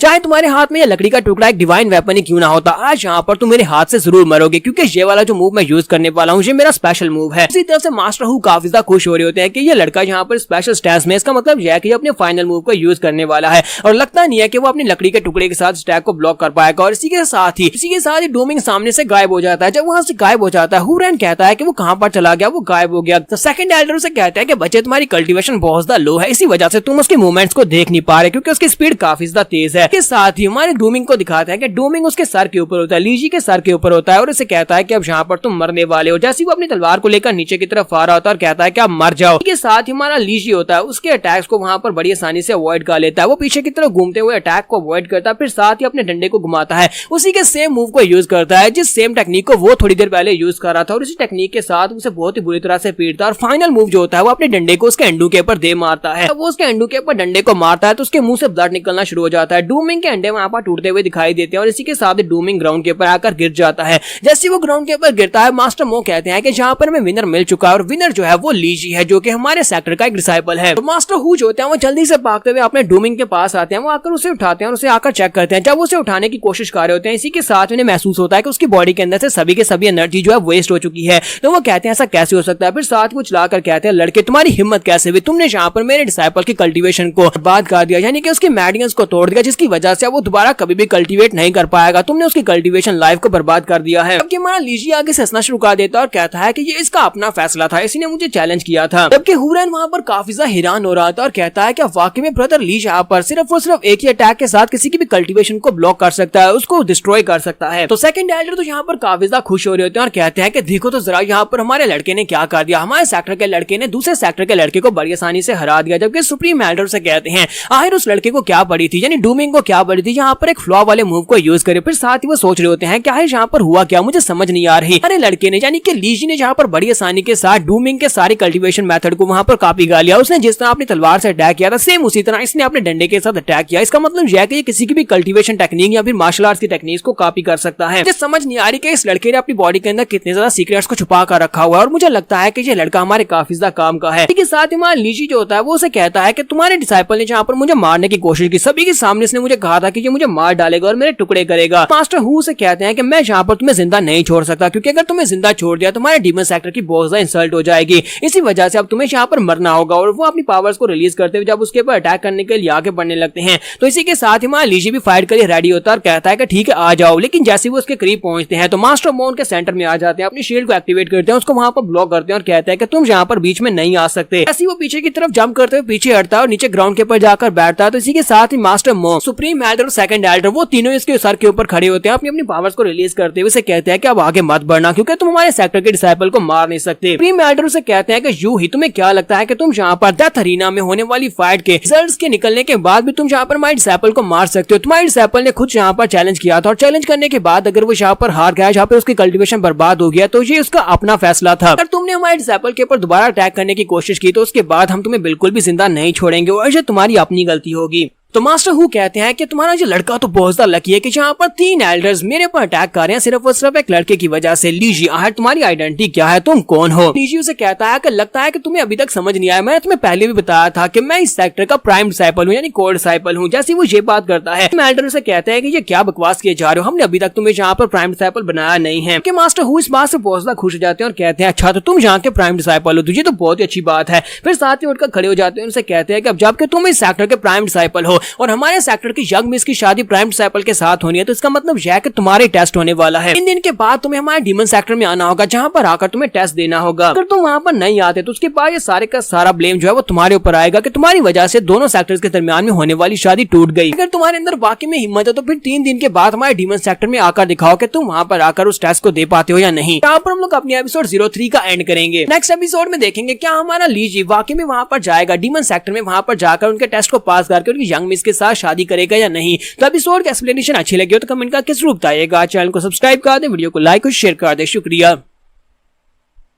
तो गाइस कैसे हैं आप सब लोग? द राइज ऑफ एम्परर के एपिसोड 04 के साथ हाजिर हो। तो लास्ट एपिसोड के एंड में हमने देखा था एल्डर हु को जब पता चलता है कि लीजी यहाँ का प्राइम डिसाइपल है तो वो उसे चैलेंज देते हैं और कहता है कि तुम यहाँ पर अगर वाकई में प्राइम डिसाइपल हो, तुम्हारे अंदर हिम्मत है तो फिर हमारे सेक्टर में आकर दिखाओ, हमारे डीमन सेक्टर में आओ और आकर ट्रायल को देकर दिखाओ, देखते हैं कि तुम वहाँ पर आ पाते हो या नहीं। इसी के साथ यहाँ पर एक बैकग्राउंड का सीन दिखाया जाता है, जहाँ पर मैं फिर से मास्टर क्रो को दिखाया जाता है। मास्टर क्रो के साथ वहाँ पर मास्टर मिंगरैन होते हैं और साथ ही वहाँ पर चिकन हेड भी होता है। चिकन हेड वहाँ पर अपना सेक्टर बनाता है जिसका नाम उसने 9 सेंट डीमन गेट रखा होता है। तो वो मिंगरैन को कहता है कि मैंने अपने सेक्टर का नाम ये रखा है। तो मिंगरैन उसे कहता है कि तुम्हें नहीं लगता है कि ये वाला सेक्टर का नाम कुछ ज्यादा डिमोनिक लग रहा है, तुम यहाँ पर एक राइटियस सेक्टर बनाने की कोशिश कर रहे हो, तुम यहाँ पर नाम उसका डीमन के नाम पर रख रहे हो। तो चिकन हेड उसे कहता है कि मैं एक डीमन हूँ, क्योंकि मैं एक डीमन हूँ इसी वजह से मैं यहाँ पर इसी तरह का नाम रखूंगा, और वैसे भी क्योंकि मैं एक अच्छा इंसान हूँ तो यहाँ पर इसका मैंने 9 सेंट के नाम से भी तो स्टार्ट में रखा है। इसका मतलब यह है कि ये एक राइटियस सेक्टर है लेकिन एक डीमन सेक्टर भी है।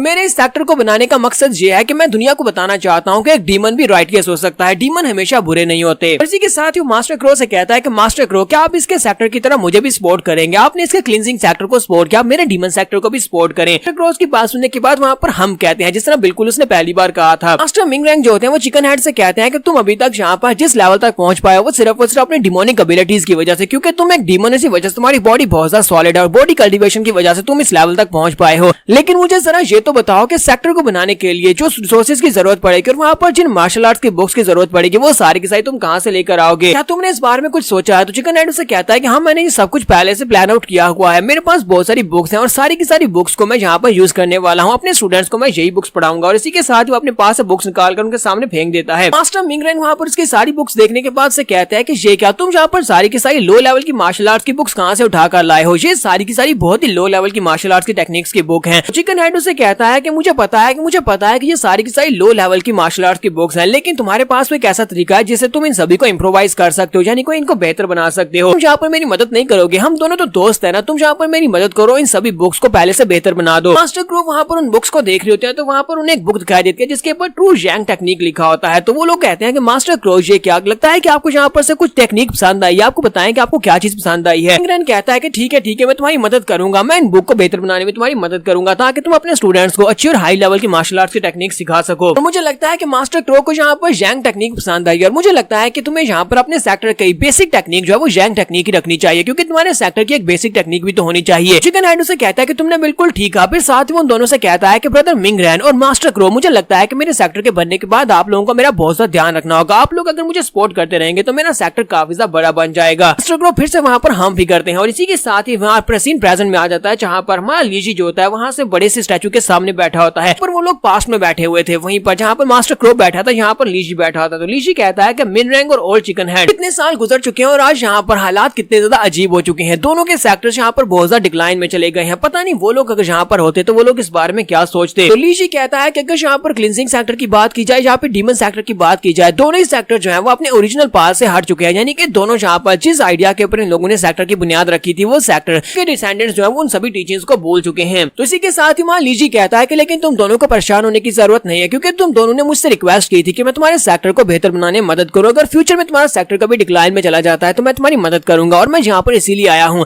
मैं यहाँ पर तुम दोनों के सेक्टर्स को पहले से बेहतर बना दूंगा और फिर से उसके सही रास्ते पर ले आऊंगा। वहीं पर बैठा होता है किसी के साथ सुप्रीम एल्डर वहाँ पर आ जाते हैं। सुप्रीम एल्डर से कहते हैं कि लीजी तुम यहाँ पर क्या कर रहे हो? क्या तुम्हें पता है कि तुम यहाँ पर किसके स्टैचू के ऊपर बैठे हुए हो? स्टैचू मास्टर मिंगरैंग का है और तुम्हें यहाँ पर किसने इजाजत दी स्टैचू के ऊपर बैठने की? वहाँ लीजी उठकर खड़ा हो जाता है। तो सुप्रीम एल्डर से कहता है कि हम लोगों ने सभी लोगों ने आपस में बैठकर एक फैसला किया और उस फैसले के मुताबिक हम तुम्हें कुछ बताना चाहते हैं, मेरे साथ आओ। सुप्रीम एल्डर से कहते हैं कि हम लोग यहाँ पर प्राइम डिसिपल की पोजीशन के बारे में तुमसे बात करना चाहते हैं, मेरे साथ मेन हॉल में आ जाओ। तो मान लीजिए भी इस बात से काफी ज्यादा खुश होता है और उनके साथ मेन हॉल में आ जाता है। तो मेन हॉल में आने के बाद सुप्रीम एल्डर जो होते हैं बाकी सभी एल्डर्स को कहता है कि हम सभी लोगों ने यहाँ पर फैसला किया है कि हम लोग आज के बाद से लीजी को अपने सेक्टर का प्राइम डिसिपल घोषित करते हैं। सुप्रीम एल्डर से कहता है कि अब जबकि हमने तुम्हें यहाँ पर अपना कोड डिसिपल बना दिया तो मैं चाहता हूँ कि तुम्हें यहाँ पर मैनर्स और बिहेवियर्स के ऊपर बहुत ज्यादा ध्यान देना होगा। यहाँ पर पता होना चाहिए कि तुम्हें किसी के साथ किस तरह से पेश आना और किसके साथ किस तरह से पेश नहीं आना। नहीं चाहता कि तुम यहाँ पर हमारे क्लींजिंग सेक्टर का नाम खराब करो। इसके कोड डिसिपल होने के नाते तुम्हें यहाँ पर सेक्टर की इज्जत को भी ध्यान में रखना होगा। तुम्हें यहाँ पर हमारी बातों की समझ आ रही है। जबकि मान लीजिए वहाँ पर अपने सूट की तरफ देख रहा होता है और कहता है कि ये क्या, ये कपड़े तुमने मुझे किसके दे दिए? हालांकि ये काफी ज्यादा खुले हैं लेकिन फिर भी चलो ठीक है मैं इसी को पहन लेता हूँ। तो सुप्रीम एल्डर से कहते हैं कि लड़के तुमने यहाँ पर मेरी बात को शायद सुना ही नहीं। हम लोग यहाँ पर सीरियस मूड में तुमसे बात कर रहे हैं लेकिन तुम जहाँ पर हमारी बातों को इग्नोर किए जा रहे हो, बिल्कुल वैसे जैसे तुम पहले यहाँ पर बातें किए जा रहे थे।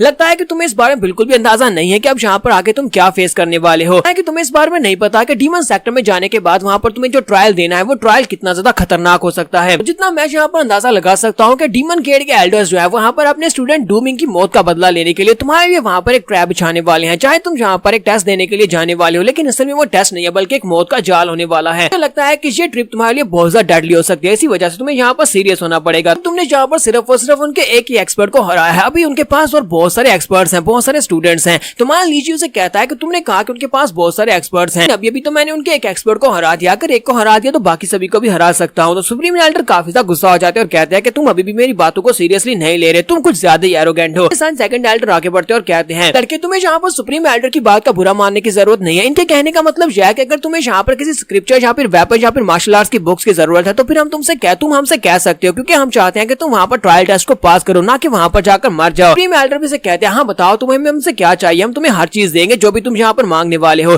तुम्हारा लीजी उसे कहता है कि मुझे लगता है कि ये स्टिक जो है वो काफी ज्यादा अच्छी है, इसी वजह से मैं इस स्टिक को अपने मेन वेपन के तौर पर यूज करूंगा और इसके साथ मुझे कुछ और चाहिए होगा। यहाँ पर मुझे एक स्पेशल मार्शल आर्ट्स की टेक्निक चाहिए, उस मार्शल आर्ट्स की टेक्निक को इनविजिबल ब्लेड्स कहा जाता है। मैं यहाँ पर इसी स्किल को चूज करने वाला हूँ। इसी के साथ ही मुझे यहाँ पर 2 ब्लेड्स भी चाहिए होंगे ताकि मैं उस इनविजिबल स्किल को भी यूज कर सकूं, इनविजिबल ब्लेड स्किल को यूज कर सकूं। तो सेकंड एल्डर से कहते हैं कि लड़के तुम्हारी चॉइस तो बहुत ज्यादा बुरी है, क्या तुम्हें वाकई में लगता है कि तुम यहाँ पर इनविजिबल ब्लेड टेक्निक को यूज करते हुए यहाँ पर ट्रायल टेस्ट को पास कर पाओगे, वहाँ के खतरों का सामना कर पाओगे, क्योंकि ये तो एक बहुत ही लो लेवल की मार्शल आर्ट्स की टेक्निक है। पर तुम यहाँ पर अपनी स्टिक को यूज करने वाले हो, क्या तुम्हें लगता है कि ये स्टिक तलवारों के सामने टिक सकती है? तुम इसको किस लिए यूज करोगे? लीजी उसे कहता है कि मास्टर लगता है कि आप यहाँ पर एक बात को भूल रहे हैं, वो बात यह है कि हम लोग यहाँ पर कल्टीवेशन के दौरान वो सिर्फ अपने डाव को यूज करते हैं और डाव को यूज करते हुए हम लोग किसी भी ओपोनेंट को हरा सकते हैं। वेपन्स जो होते हैं ये तो सिर्फ और सिर्फ एक्सटर्नल ऑब्जेक्ट्स होते हैं और मुझे लगता है कि मैं अपनी स्टिक से किसी भी तलवार को हरा सकता हूँ। एल्डर्स की बात सुनने के बाद कहता है कि इस लड़के की एरोगेंसी कभी खत्म ही नहीं होगी। वो उसे कहते हैं अगर तुम्हें यहाँ पर कुछ भी नहीं कहना तो फिर ठीक है, तुम यहाँ से जा सकते हो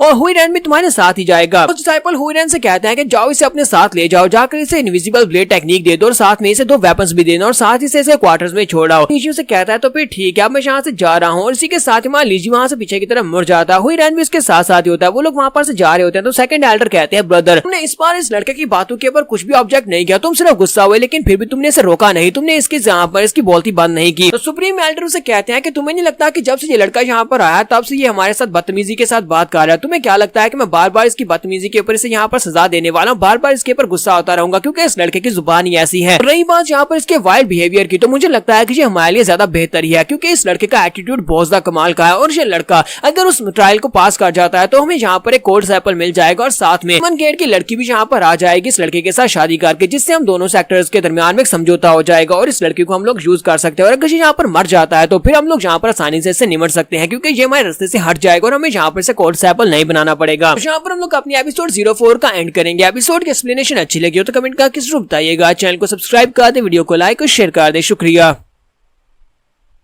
तो गाइस कैसे हम सब लोग राइज ऑफ एम्परर के एपिसोड 05 के साथ हाजिर हो। तो इस एपिसोड की शुरुआत में हमें रूम का सीन दिखाया जाता है जहाँ पर मान लीजिए अपने रूम में आ जाता है और उसका जो रूम होता है वो काफी ज्यादा बड़ा होता है। हुईरेन भी वहीं पर खड़ा होता है। ब्रदर हुईरेन कहता है जहाँ पर इस रूम को देखकर काफी ज्यादा हैरान हो कि ये रूम तो काफी ज्यादा बड़ा है, मेरे रूम से तो बहुत ज्यादा बड़ा है। लीजिए उसे कहता है क्योंकि ये कोल्ड सैपल का रूम है इसी वजह से ये ज्यादा बड़ा है। वो वहाँ पर उस मार्शल आर्ट की टेक्निक को पढ़ रहा होता है जिसे इनविजिबल ब्लेड मार्शल आर्ट की टेक्निक कहते हैं। तो ब्रदर हुईरेन उसे कहता है कि तुम तो वाकई में बहुत ज्यादा कमाल के हो, तुमने जहाँ पर बड़ी आसानी के साथ कोल्ड सैपल की पोजीशन को हासिल कर लिया, मुझे लगा नहीं था कि तुम ये कर पाओगे। जबकि तुम यहाँ पर कोल्ड सैपल बन चुके हो तो क्या मैं यहाँ पर तुम्हें सीनियर ब्रदर कह सकता हूँ। क्योंकि दूसरी तरफ मान लीजिए जो होता है वो उस मार्शल आर्ट्स की टेक्निक को मास्टर करने की कोशिश कर रहा होता है। वो उसे कहता है कि मुझे ये बताओ क्या तुमने इनविजिबल स्वर्ड इस टेक्निक को मास्टर किया है, तुमने ये टेक्निक सीखी है? तो ब्रदर हुईरेन उसे कहता है कि हाँ मैंने इसको प्रैक्टिस किया है, थोड़ा बहुत तो प्रैक्टिस किया और इसके सारे मूव्स मुझे आते हैं। लीजिए जल्दी से उठकर बैठ जाता है और उसे कहता है तो फिर ये तो बहुत ही अच्छी बात है कि तुमने इस टेक्निक को मास्टर किया हुआ है, चलो ठीक है हम लोग यहाँ पर प्रैक्टिस करते हैं, तुम मेरे साथ प्रैक्टिस करो। तो हुईरेन उसे कहता है क्या तुम मेरे साथ प्रैक्टिस करना चाहते हो, वो भी अभी इस वक्त? मान लीजिए उसे कहता है हाँ अभी इसी वक्त, और दोनों वहाँ पर गार्डन में चले आते हैं। तो लीजी उसे कहता है कि मैं चाहता हूँ कि तुम यहाँ पर अपने हाथों को तलवार की तरह यूज करो, यानी कि ब्लेड्स की तरह यूज करो, लेकिन अगर तुम यहाँ पर अपने ब्लेड्स को यानी हाथों को ज्यादा जोर के साथ मारना चाहते हो तो मार सकते हो, यानी तब एक तलवार की तरह अगर हार्ड कर सकते हो तो कर लेना, कोई मसला नहीं है।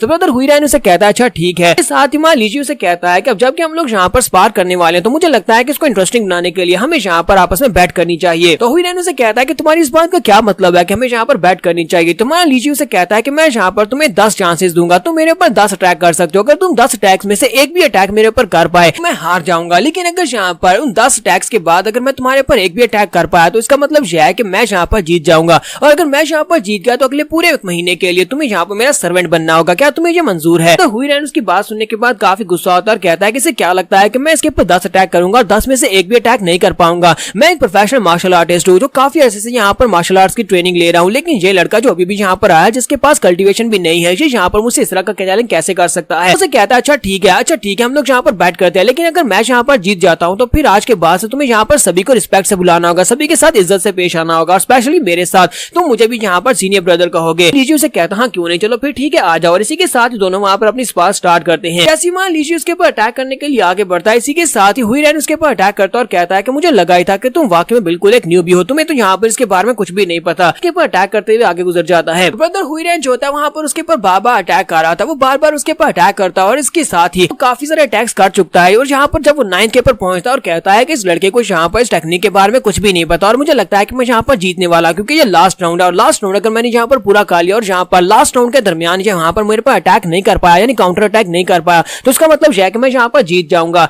और वो उसे कहता है कि ये आखिरी राउंड है, यहाँ पर मेरे पास आखिरी मौका है कि मैं यहाँ पर तुम्हें हरा दूं और उसके बाद तुम सभी की इज्जत करोगे। तो वो उसे कहता है कि ये फाइनल अटैक है और इसी के साथ ही वो अपने हाथ को उठाता है और कहता है कि अब तुम्हें सभी को रिस्पेक्ट देना होगी। जैसे ही वो अपने हाथ को तलवार बनाकर उसकी गर्दन के ऊपर अटैक करने लगता है, हमारा लीजी आगे हंसना शुरू कर देता है और कहता है कि तुम्हारा बहुत बहुत शुक्रिया यहाँ पर मुझे इस टेक्निक को दिखाने के लिए। उसके ऊपर अटैक करता है, इसी के साथ ही हमारा लीजी जो होता है वो उसी के सेम टेक्निक को यूज करते हुए अपने हाथ को उसकी गर्दन के ऊपर रखता है और कहता है कि लो मैं यहाँ पर जीत गया, मैंने यहाँ पर 10 अटैक्स के दौरान तुम्हें टोक दिया है, तुम्हारी वजह से मैं यहाँ पर इस मार्शल आर्ट्स की टेक्निक को बड़ी आसानी से कॉपी कर पाया हूँ। अगर मैं यहाँ पर उस बुक को पढ़ता रहता तो पता नहीं कब तक मैं उसको सीख पाता, लेकिन अब जबकि तुमने यहाँ पर लाइव डिमोन्स्ट्रेशन दे दिया तो मुझे ये टेक्निक अच्छे से मास्टर हो गई है। वहां से तो हुरैन को भी काफी ज्यादा झटका लगता है, वो कहता है कि ऐसा कैसे हो गया, ऐसा कैसे हो गया, मुझे पता होना चाहिए था कि ये किसी के मार्शल आर्ट्स की स्किल्स को भी कॉपी कर सकता है, मैं इस बात को कैसे भूल गया। लीजियो से कहता है कि अब जबकि हम दोनों के दरमियान में एक एग्रीमेंट हुआ था, हम दोनों के दरमियान में एक शर्त लगी थी कि अब जबकि मैं यहाँ पर जीत चुका हूँ तो फिर तुम्हें पूरे 1 महीने के लिए मेरा नौकर बनना होगा, तुम मेरे सर्वेंट बनोगे। लीजियो से कहता है कि अब ठीक है, अब मैं सोने के लिए जा रहा हूँ, तुम्हें सुबह मुझे जगाना होगा, साथ मेरा सामान भी पैक करना होगा, मेरा सारा सामान भी तुम्हें उठाना होगा, अब जल्दी से अपने आप को माइंड के तौर पर तैयार कर लो कि तुम मेरे साथ ही जाने वाले हो। जबकि ब्रदर हुरैन वहाँ पर सोच रहा था कि मुझे समझ नहीं आ रही कि यहाँ पर हुआ क्या। मैं यहाँ पर अपने आप को ये समझता रहा कि मैं एक बहुत ही कमाल का इंसान हूँ और बहुत ही अच्छा कल्टीवेटर हूँ, क्योंकि मैं यहाँ पर स्पेशल ट्रीटमेंट ले रहा हूँ जिसकी वजह से मुझे लगा था कि मैं एक अच्छा कल्टीवेटर हूँ। ऊपर से हमारा क्लींजिंग सेक्टर जो है ये बहुत ज्यादा डिक्लाइन में जा चुका है और मुझे लगता था कि हम लोग कभी भी अपने सेक्टर को दोबारा से रिवाइव नहीं कर पाएंगे। लेकिन अब जबकि मैं इस लड़के को देखता हूँ जो कि बहुत ज्यादा एरोगेंट है लेकिन ये एनर्जी से भरा हुआ है, जब मैं इसको देखता हूँ तो मुझे लगता है कि अगर ये लड़का वाकई में हमारा प्राइम डिसाइपल है तो ये लड़का हमारे सेक्टर को दोबारा से राइज करवा सकता है। जब से मैंने इस लड़के को देखा है, इसकी बातें सुनने के बाद मुझे भी काफी ज्यादा जोश आ रहा है। इसी के साथ वो चिल्लाकर उसे कहता है कि लीजिए, तुम्हारा लीजिए उसे कहता है कि अब तुम्हें क्या होगा, तुम इतना ज्यादा चिल्ला क्यों रहे हो। तो वो उसे कहता है तुम इस ट्रायल को पूरा कर सकते हो, ना सिर्फ ट्रायल को बल्कि तुम हमारे सेक्टर को भी दोबारा से रिवाइव करवा सकते हो और मुझे पता है कि तुम ऐसा कर सकते हो। तो जब वो यहाँ पर उसे ये वाली बात करता है, तुम्हारा लीजिए उसकी तरफ देखता है और उसे वहाँ पर मिंग रेंज याद आता है। तो वो कहता है कि देखो तो जरा, ये बिल्कुल उसी के जैसा लगता है। तो वो उसे कहता है कि लड़के तुम्हें यहाँ पर मुझे कहने की जरूरत नहीं है क्योंकि ये सब कुछ तो मैं वैसे ही करने वाला हूँ। तो नेक्स्ट सीन हमें डीमन गेट का दिखाया जाता है। डीमन गेट का सीन दिखाते हैं जहाँ पर मिंग जब वहाँ पर से हार कर वापस गया और उसकी कल्टीवेशन एबॉलिश हो चुकी है तो वहाँ पर वो खुदकुशी कर लेता है और उसका बड़ा भाई उसके पास बैठा होता है। प्रोटेक्टर जू वहाँ पर आते हैं जो कि इनके सेक्टर के गार्डियन है, वो वहाँ पर आते हैं और आकर कहते हैं कि एल्टर हु, तुम लोग तो वहाँ पर एक मैसेज देने के लिए गए थे लेकिन ये क्या हो गया, ये लड़का यहाँ पर इतनी बुरी तरह हालत में यहाँ पर आया और उसके बाद रात को इसने यहाँ पर खुदकुशी कर ली। तो मास्टर हु से कहते हैं कि मैं इस लड़के को जब लेकर आया था तब ये बिल्कुल ठीक था, लेकिन वहाँ पर फाइट की वजह से एक लड़का जिसका नाम लीजी है उसने इसकी कल्टीवेशन को अबॉलिश कर दिया। फाइट के दौरान उसने इसकी कल्टीवेशन को डिस्ट्रॉय कर दिया था, जिसकी वजह से लगता है कि ये सदमे को बर्दाश्त नहीं कर पाया और इस बच्चे ने यहाँ पर खुद ही अपना गला काट लिया। तो भाई वहाँ पर काफी ज्यादा गुस्से में होता है, वहाँ पर रो रहा होता है। जबकि मास्टर जू से कहते हैं बेटा डूजान, क्या तुम्हें पता है कि एक कल्टीवेटर के लिए उसकी लाइफ क्या होती है। एक कल्टीवेटर के लिए उसकी लाइफ, उसकी आत्मा या फिर कुछ और चीज नहीं होती, पैसा वगैरह नहीं होते, बल्कि उसकी कल्टीवेशन होती है। एक कल्टीवेटर के पास अगर उसकी कल्टीवेशन ले ली जाए तो उसके पास जिंदा रहने की कोई वजह नहीं बचती। इसी वजह से तुम्हारे भाई ने यहाँ पर खुदकुशी कर ली। मास्टर जू से कहते हैं कि अगर यहाँ पर तुम अपनी कल्टीवेशन को आगे बढ़ाना चाहते हो तुम्हें अपने मन और दिल को शांत करना होगा। अगर तुम अपने मन और दिल को शांत नहीं कर पाओगे तो तुम कभी भी कल्टीवेशन में आगे नहीं बढ़ पाओगे। मिशन हासिल करने का यही एक राज है, जाओ जाकर रेस्ट करो, तुम्हें यहाँ पर बहुत ज्यादा रेस्ट करने की जरूरत है। डूशान जैसे वहाँ पर रूम के अंदर से बाहर निकलता है तो बाहर आने के बाद वो बहुत ज्यादा गुस्से में होता है और कहता है कि लीक कीजिए, तुम मेरे हाथों से बिल्कुल भी नहीं बचोगे, जब तुम यहाँ पर आओगे, यहाँ पर आती मैं तुम्हें मार डालूंगा। दूसरी तरफ से नेक्स्ट सीन टेलीपोर्टेशन अरे फॉर्मेशन का दिखाया जाता है। तो सुप्रीम एल्डर और सेकंड एल्डर जो होते हैं लीजी को टेलीपोर्ट करने वाले हैं डीमन सेक्टर में। तो लीजी के साथ हुरैन होता है, साथ में मास्टर मो होते हैं, वो इन तीनों को यहाँ पर से टेलीपोर्ट करेंगे। तो सुप्रीम एल्डर से कहते हैं लीजी, ये ट्रिप हमारे सेक्टर के लिए बहुत ज्यादा इंपॉर्टेंट है, इसलिए मुझे लगता है कि तुम्हें वहाँ पर जाकर बहुत ज्यादा केयरफुल रहने की जरूरत है। वहाँ पर जो भी तुम कहने वाले हो, जो भी तुम सुनने वाले हो, उसको बहुत ही ध्यान से सुनना और जो भी कहना बहुत ही ध्यान से कहना। लीजी से कहता है कि तुम्हें परेशान होने की जरूरत नहीं है, मैं जब वहाँ पर जा रहा हूँ तो किसी भी बात के लिए परेशान होने की जरूरत नहीं है। जबकि सुप्रीम एल्डर और सेकंड एल्डर कहते हैं कि इसी बात का तो डर है कि तुम वहाँ पर जा रहे हो क्योंकि तुम बहुत ज्यादा एरोगेंट हो, लगता नहीं है कि तुम इतनी आसानी के साथ वहाँ पर से ट्रायल को पूरा करके वापस आ जाओगे, कोई ना कोई मसला तो जरूर खड़ा करोगे। इसी के साथ ही सुप्रीम एल्डर मास्टर मो से कहते हैं मास्टर मो हुरैन, तुम दोनों यहाँ पर इसकी जर्नी में इसका साथ दोगे, चाहे कुछ भी हो जाए तुम्हें इसको सपोर्ट करना होगा। अब मैं यहाँ पर तुम सभी को वहाँ पर टेलीपोर्ट करने वाला हूँ, तो जल्दी से तुम सभी लोग यहाँ पर चले जाओ, जाकर उस ट्रायल को पूरा करने के बाद जल्दी से वापस आ जाना। ऐसी वो टेलीपोर्टेशन अरे एक्टिवेट होती है। हुरैन यहाँ पर हमारे लीजी से कहता है कि सीनियर ब्रदर, मुझे लगता है कि हमें वहाँ पर बहुत ज्यादा शांत रहने की जरूरत होगी क्योंकि पिछले कई सालों में डीमन सेक्टर जो है वो काफी ज्यादा प्रॉस्पर हो चुका है और बहुत ज्यादा बड़ा हो चुका है। इसी वजह से मुझे लगता है जब हम लोग वहाँ पर पहुंचेंगे तो वहाँ पर बहुत सारे लोग होंगे हमें वेलकम करने के लिए, बहुत सारे स्टूडेंट्स होंगे, वो सभी लोग हमें वेलकम करने के लिए आए होंगे। तुम्हें वहां पर शांत रहना होगा, कुछ भी उल्टा सीधा मत करना। तो मान लीजिए उसे कहता है क्या वाकई में, चलो फिर वहीं पर जाकर पता चलेगा कितनी बड़ी पार्टी मिलने वाली है, हमें वेलकमिंग पार्टी मिलने वाली है। और इसी के साथ वो लोग वहां पर से टेलीपोर्ट हो जाते हैं। टेलीपोर्ट होने के बाद ये सभी लोग डीमन सेक्टर में पहुंच जाते हैं। वहां पर भी एक टेलीपोर्टेशन रे होती है। जैसे ये लोग वहां पर पहुंचते हैं, इसी के साथ वो आसपास देखकर बहुत ज्यादा हैरान होते हैं, क्योंकि वहां पर कोई भी नहीं होता, पूरे बड़े हाल में कोई भी नहीं होता, कोई भी इनको वेलकम करने के लिए नहीं आया होता। तो मान लीजिए उसे कहता है कि तुमने तो कहा था कि बहुत सारे लोग वेलकम करने के लिए आएंगे, लेकिन तो यहाँ पर तो एक भी बंदा नहीं है। मुझे तो लगता है कि हम लोग यहाँ पर मुर्दों के सेक्टर में चले आए हैं, जहाँ पर कोई है क्यों नहीं जो हमें वेलकम करने के लिए आया हो। और यहाँ पर हम लोग अपनी एपिसोड 05 का एंड करेंगे। नेक्स्ट एपिसोड में देखेंगे मान लीजिए यहाँ पर ट्रायल टेस्ट को कैसे पार कर पाएगा, क्योंकि यहाँ पर खतरा बहुत ज्यादा है। तो एपिसोड की एक्सप्लेनेशन अच्छी लगी हो तो कमेंट करके जरूर बताइएगा। चैनल को सब्सक्राइब कर दे, वीडियो को लाइक और शेयर कर दे। शुक्रिया। तो लास्ट एपिसोड के एंड पे हमने देखा था कि मान लीजिए अपने साथियों के साथ जैसे डीमन सेक्टर में टेलीपोर्ट होता है तो वहां पर कोई भी नहीं होता, इतने बड़े हाल में कोई भी उनको वेलकम करने के लिए नहीं आया होता।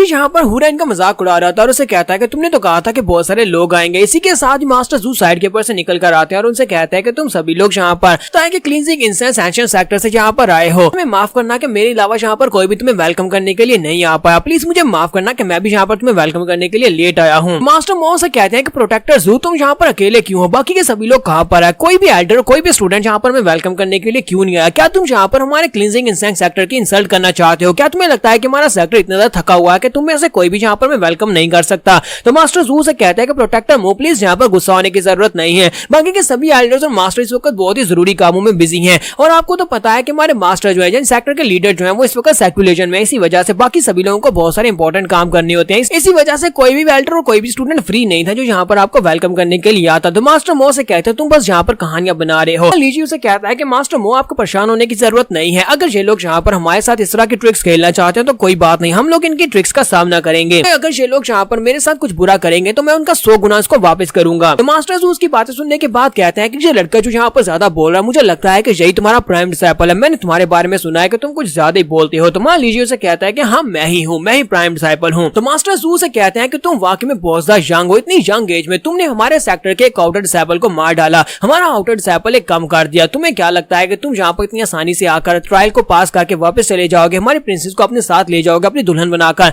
ऐसा तो बिल्कुल भी नहीं होने वाला और ये ट्रायल तुम्हारे लिए बहुत ज्यादा मुश्किल होने वाला है। इसके साथ ही मास्टर जू कहते हैं कि चलो जल्दी से मेरे साथ आ जाओ, मैं तुम्हें गेस्ट क्वार्टर्स की तरफ लेकर चलता हूँ जहाँ पर तुम लोग जाकर रेस्ट कर सकते हो। आज का दिन तुम लोग रेस्ट करोगे और उसके बाद हम लोग ट्रायल को स्टार्ट करेंगे। तो मान लीजिए उसे कहता है कि मुझे यहाँ पर इतनी भी जल्दी नहीं है अपने क्वार्टर्स में जाने की। अब जबकि मैंने तुम्हारे डीमन सेक्टर के बारे में सुना है कि डीमन सेक्टर काफी ज्यादा प्रॉस्पर है, तो क्यों ना आसपास घूमकर देखा जाए, चलो आसपास चल के देखते हैं कि यहाँ पर क्या है। और इसी के साथ लीची वहाँ पर साइड के ऊपर भागना शुरू कर देता है। जू रैन और मास्टर मोज होते हैं वो जल्दी से उसके पीछे आते हैं और कहते हैं कि तुम कहाँ पर जा रहे हो, हमने तुम्हें कहा था कि यहाँ पर से अलग मत होना, हमारे साथ ही रहना। मास्टर जू कहते हैं कि ये लड़का तो बिल्कुल भी नहीं बचेगा, अगर ये यहाँ पर रास्ते से भटकेगा और कोई एल्डर वहाँ पर नहीं हुआ तो फिर ये जरूर मरेगा। मान लीजिए चौथा भागता हुआ डेथ अरीना में चला जाता है जहाँ पर बहुत ही बड़े बड़े स्टैचूज होते हैं। वो कहता है कि ये देखो डीमन सेक्टर वालों का अरीना कितना ज्यादा बड़ा है, बहुत ज्यादा कूल भी है और स्टैचू तो बहुत ज्यादा बड़े बड़े हैं, वहाँ पर बहुत सारे अलग अलग स्टैचूज होते हैं। मान लीजिए कहता है कि ये बैटल स्टेज तो वाकई में काफी ज्यादा कमाल किया। तो मास्टर मो कहते हैं हाँ ये वाकई में काफी ज्यादा कमाल किया है, हमारे सेक्टर के डेथ अरीना के मुकाबले में ये बहुत ज्यादा बड़ी है। हुरैन कहता है कि हमारे क्लींजिंग एंशिएंट सेक्टर में कभी इस तरह की एक बड़ी अरीना हुआ करती थी जहाँ पर बड़ी बड़ी मूर्तियां थी, लेकिन अब वो रिड्यूस कर दिया गया, उसे छोटा कर दिया गया है। इसी के साथ ही मान लीजिए आगे बढ़ता है और कहता है कि हुरैन मेरी बात सुनो। हुरैन उसे कहता है कि अब तुम्हें क्या चाहिए, तुम यहाँ पर मुझसे क्या मांगने वाले हो, क्योंकि तुम्हें देखकर लगता है कि तुम कुछ अजीब सी हरकत करने वाले हो। मान लीजिए उसे सामने एक बड़े से स्टैचू की तरफ इशारा करता है और कहता है कि मैं चाहता हूँ कि मुझे उस स्टैचू के ऊपर पहुंचा दो, मैं चाहता हूँ तुम मुझे उस स्टैचू के कंधे के ऊपर पहुंचाओ। चलाकर उसे कहता है क्या क्या बकवास कर रहे हो, क्या तुम चाहते हो कि तुम्हें स्टैचू के ऊपर पहुंचाया जाए? तुम्हें पता है ना कि ये एक सैक्रेड ग्राउंड है, स्टैचू सारे के सारे सैक्रेड है, अगर तुम्हें कंधे के ऊपर चढ़ना है तो वो लोग तुम्हें नहीं छोड़ेंगे। मान लीजिए उसे कहता है कि इस बारे मत भूलो कि मैं यहाँ पर तुम्हारा 1 महीने के लिए मास्टर हूँ, जो भी मैं तुम्हें कहूंगा वो तुम्हें करना होगा। प्लीज जल्दी से मुझे उठाओ और जल्दी से ऊपर ले चलो, मुझे उस स्टैचू के कंधे के ऊपर चढ़ के खड़ा होकर देखना है। उसे कहता है कि नहीं ऐसा बिल्कुल भी नहीं हो सकता, मैं पूरे 1 महीने के लिए इस तरह बिल्कुल भी नहीं जी सकता। और इसी के साथ उसके सामने अपना सर झुकाता है, कहता है कि प्लीज बिग ब्रदर मुझे यहाँ पर जान से मार डालो, मैं पूरे 1 महीने के लिए तुम्हारा सर्वेंट बनकर नहीं रह सकता। दूसरी तरफ से मास्टर मो आगे बढ़ते करते हैं और कहते हैं फ्रेंड तुम्हें ये सब कुछ करने की जरूरत नहीं है, तुम छोड़ो मैं यहाँ पर करता हूँ। तो मान लीजिए कहता है कि मास्टर मो आप क्या कर रहे हो, और इसी के साथ ही मास्टर मो से कहते हैं कि मैं यहाँ पर तुम्हें कंधे के ऊपर पहुंचा कर आऊंगा, क्योंकि मुझे यहाँ पर तुम्हें सपोर्ट करने के लिए भेजा गया, और अगर यहाँ पर मैं तुम्हारी रिक्वायरमेंट्स को पूरा नहीं कर सकता तो फिर मेरे यहाँ पर आने का फायदा ही क्या। और वो उसे लेकर ऊपर की तरफ जंप करते हैं और कहता है कि तुम हमारे सेक्टर के प्राइम डिसिपल हो और तुम्हारी रिक्वायरमेंट्स को पूरा करना मेरी जिम्मेदारी है। और ऊपर की तरफ जंप करने के बाद से ऊपर की तरफ फेंकते हैं ताकि वो ऊपर जंप करते हुए स्टैचू के ऊपर चला जाए। तो मान लीजिए भी काफी ज्यादा खुश हो जाता है और कहता है कि मास्टर ली काफी ज्यादा बोरिंग इंसान है, लेकिन यहाँ पर इसने काफी अच्छा काम किया और इसके पास काफी सारे स्किल्स भी हैं। तो मान लीजिए जंप करते हुए बड़े से स्टैचू के कंधे के ऊपर जाकर खड़ा हो जाता है और कहता है कि इसकी स्किल्स वाकई में काफी ज्यादा कमाल की हैं और इसने यहाँ पर राइट अमाउंट ऑफ पावर को यूज किया, जिसकी वजह से मैं सही लैंडिंग कर पाया हूँ, जहाँ पर इसके कंधे के ऊपर भी आकर खड़ा हो गया हूँ। साथ ही मान लीजिए चलाकर उसे कहता है कि मास्टर मो आपका बहुत बहुत शुक्रिया जो आपने यहाँ पर मुझे एक नया स्किल्स सिखाया ऊपर जंप करने का, साथ ही आपने यहाँ पर मेरी मदद भी की है। हुरैन उसे कहता है कि मास्टर मो आपने क्या कर दिया, आपको पता है कि एक बार यहाँ के लोगों को पता चल गया तो बहुत ही बुरा हो सकता है। मास्टर मो से कहते हैं कि हमें यहाँ पर वेलकम करने के लिए सभी लोगों को आना चाहिए था, लेकिन इनमें से कोई भी यहाँ पर नहीं आया। अगर ये हमारे सेक्टर की रिस्पेक्ट नहीं करते तो हम लोग यहाँ पर इनके सेक्टर के पुतलों की रिस्पेक्ट क्यों करें। जैसे मैंने उसकी मदद की ताकि वो वहाँ पर जाकर अपना काम कर सके। इसी वक्त एक डिसिपल जो होता है वो मान लीजिए को ऊपर चढ़ा हुआ देख लेता है, चलाकर कहता है कि सभी स्टूडेंट्स मेरी बात सुनो, देखो यहाँ पर कोई हमारे सेक्रेट ग्राउंड के स्टैचू के कंधे के ऊपर चढ़कर उसको खराब कर रहा है। मुझे लगता है कि ये इंसेंस क्लींजिंग सेक्टर का स्टूडेंट है। मास्टर मो कहते हैं कि ये क्या, इन लोगों ने तो बड़ी जल्दी देख लिया, जबकि हुरैन रोना शुरू कर देता है और कहता है कि लगता है कि सब कुछ खत्म होने वाला, हम लोग यहीं पर मरने वाले हैं। सभी डिसिपल्स भागते वहां पर नीचे पहुंच जाते हैं और आकर चिल्ला चिल्लाकर उसे कह रहे होते हैं क्लींजिंग सेक्टर के डिसिपल जल्दी से नीचे उतर आओ, तुम्हारी हिम्मत कैसे हमारे स्टैचू के कंधे के ऊपर खड़ी होने की, तुम यहाँ पर हमारे स्टैचू की इंसल्ट कर रहे हो, तुम यहाँ पर ऐसा बिल्कुल भी नहीं कर सकते, जल्दी से नीचे आ जाओ। जबकि मान लीजिए उन सभी लोगों से कहता है कि तुम सभी लोग बस कुत्तों की तरह भौंक ही सकते हो, अगर तुम लोग यहाँ पर काट नहीं सकते तो फिर मुझे यहाँ पर तुम लोगों से डरने की जरूरत नहीं है, अगर तुम्हें यहाँ पर मुझे नीचे उतारना तो ऊपर आ जाओ। और इसी के साथ ही मान लीजिए को साइड के ऊपर से आवाज आती है, डूजान वहाँ पर पहुंच जाता है। डूजान उसे कहता है कि लीजिए मैं तुम्हें नहीं छोड़ूंगा, तुम्हें यहाँ पर मरना होगा, और वो उससे भी ऊपर की तरफ जंप कर रहा था, अपनी तलवार लेकर उसके ऊपर अटैक करने के लिए आगे बढ़ता है। वो अपनी तलवार लेकर जब उसके करीब पहुंच रहा था तो मान लीजिए अभी भी हंस रहा था और कहता है देखो यहाँ पर एक डॉग फ्लाई कर रहा है। तो डूजान जैसे अपनी तलवार लेकर अटैक करने के लिए मान लीजिए के करीब पहुंचता है। इसी के साथ ही मास्टर मो वहाँ पर सेंटर में आ जाते हैं, अपनी शील्ड को एक्टिवेट करते हैं और उसके अटैक को ब्लॉक करते हैं, लेकिन इसी के साथ ही वो दोनों पीछे की तरफ गिर जाते हैं। डूजान कहता है कि मेरे रास्ते से दूर हट जाओ, मैं यहाँ पर इस लड़के को मार कर रहूंगा, जबकि मास्टर मो से कहते हैं कि तुम ऐसा मेरे होते हुए तो बिल्कुल भी नहीं कर सकते, और वो लीजी को पकड़ते हैं और उसे पकड़कर ऊपर से नीचे की तरफ उतर आते हैं। लीजी अभी भी काफी ज्यादा खुश हो रहा था। लीजी उठकर खड़ा हो जाता है और कहता है कि क्या तुम्हें यहाँ पर और ज्यादा फाइट करनी है, लगता है कि तुम्हें फाइट ही करनी है। तो डूजान उसे कहता है कि हाँ मुझे यहाँ पर तुमसे फाइट करनी है, क्योंकि तुम्हारी वजह से मेरे छोटे भाई ने यहाँ पर खुदकुशी कर ली, क्योंकि तुमने उसकी कल्टीवेशन को बहुत ही बुरी तरह से जालमाना तरीके से उसकी कल्टीवेशन को डिस्ट्रॉय किया था, जिसकी वजह से उसके लिए जिंदा रहने की कोई वजह नहीं बची थी और उसने अपना गला काट लिया। आज यहाँ पर मैं तुम्हें मार डालूंगा ताकि मैं यहाँ पर अपने डीमन सेक्टर की ऑनर को बचा सकूं, तुम्हारी वजह से हमारी ऑनर खराब हुई है। लीजिए उसकी बात सुनने के बाद कहता है कि यार तुम किस भाई की बात कर रहे हो और किसने खुदकुशी कर ली, मुझे कुछ भी नहीं पता। तो वो चिल्लाकर उसे कहता है कि मेरे ब्रदर का नाम डू जान मिंग था, बंदा जो कि एल्डर हु के साथ तुम्हारे इंसेंस सेक्टर में गया था और वहां पर जाने के बाद उसे तुम्हारे साथ डुएल की थी, लेकिन डुएल के दरमियान तुमने एक चीप ट्रिक को यूज करते हुए उसकी कल्टीवेशन को अबॉलिश कर दिया। ये सभी बच्चे भी ये बात सुनने के बाद काफी ज्यादा गुस्सा हो जाते हैं। लीजी से कहते हैं कि ये एक बहुत ही घटिया और कमीना स्टूडेंट है, ये किसी के साथ ऐसा कैसे कर सकता है। लीजी उसकी बात सुनने के बाद कहता है अच्छा तो वो लड़का तो बहुत ज्यादा कमजोर था और ऊपर से वो बहुत ज्यादा बदतमीज और एरोगेंट भी था, इसी वजह से वो मारा गया। ये बात सुनने के बाद वो सभी स्टूडेंट्स और भी ज्यादा गुस्सा हो जाते हैं और कहते हैं कि इसे बिल्कुल ही मत छोड़ना। वो डूजान से कहते हैं कि डूजान ब्रदर डूजान प्लीज इसको मार डालो ताकि हम लोग अपने सेक्टर की ऑनर को बचा सकें। तो डूजान उसे कहता है कि आज अगर यहाँ पर तुम्हारे पास हमारा प्रोटेक्टर है तभी वो तुम्हें बचा नहीं पाएगा, क्योंकि आज यहाँ पर तुम्हें मरना ही होगा, मैं तुम्हें हर हाल में मार कर ही रहूंगा, लेकिन अगर यहाँ पर तुम मेरे सामने 3 बार अपना सर झुकाते हो और मेरे सामने माफी की भीख मांगते हो, फिर मैं यहाँ पर तुमसे वादा करता हूँ कि तुम्हारी मौत इतनी ज्यादा दर्दनाक नहीं होगी, मैं तुम्हें जल्दी से मौत दे दूंगा, यानी कि सीधी तुम्हारी गर्दन काट कर तुम्हें एक ही झटके में मार डालूंगा। तुम ऐसा नहीं करते तो फिर मैं तुम्हें बहुत ही बुरी तरह से टॉर्चर करके मारने वाला हूँ। इसी के साथ ही मास्टर जू वहाँ पर पहुंच जाते हैं और कहते हैं तुम ऐसा बिल्कुल भी नहीं कर सकते, ये हमारे गेस्ट हैं, ये हमारे मेहमान है और मेहमानों के साथ ऐसा नहीं किया जाता। और मास्टर हु भी वहाँ पर पहुंच जाते हैं और कहते हैं कि हाँ इन्होंने बिल्कुल ठीक है, तुम यहाँ पर मेहमानों के साथ ऐसा नहीं कर सकते। इसके साथ ही मास्टर जू कहते हैं और ऊपर से इस लड़के के पास तो कल्टीवेशन भी नहीं है, ये लड़का बिल्कुल जीरो है और तुम्हें लगता है कि तुम यहाँ पर लड़के के साथ फाइट करने के लायक हो, तुम इस लड़के से काफी ज्यादा बेहतर हो। जबकि इसी के साथ ही बाकी के सभी डिसिपल चलाना शुरू कर देते हैं और कहता है क्या इनका प्राइम डिसिपल जिसके पास कल्टीवेशन भी नहीं है, उसे लगता है कि हम अपनी प्रिंसेस की शादी इस लड़के के साथ कर देंगे, हमारा दिमाग खराब है कि हम लोग अपनी प्रिंसेस की शादी ऐसे लड़के के साथ करेंगे जो बिल्कुल बेकार है, इससे तो हम लोग ज्यादा बेहतर हैं। इसके साथ ही मान लीजिए उसकी बात सुनने के बाद आगे बढ़ता है और जाकर डूजान से कहता है डूजान तुम यहाँ पर मुझसे बदला लेना चाहते हो और मुझे मारना चाहते हो तो फिर ठीक है, मैं तुम्हारे चैलेंज को एक्सेप्ट करता हूँ,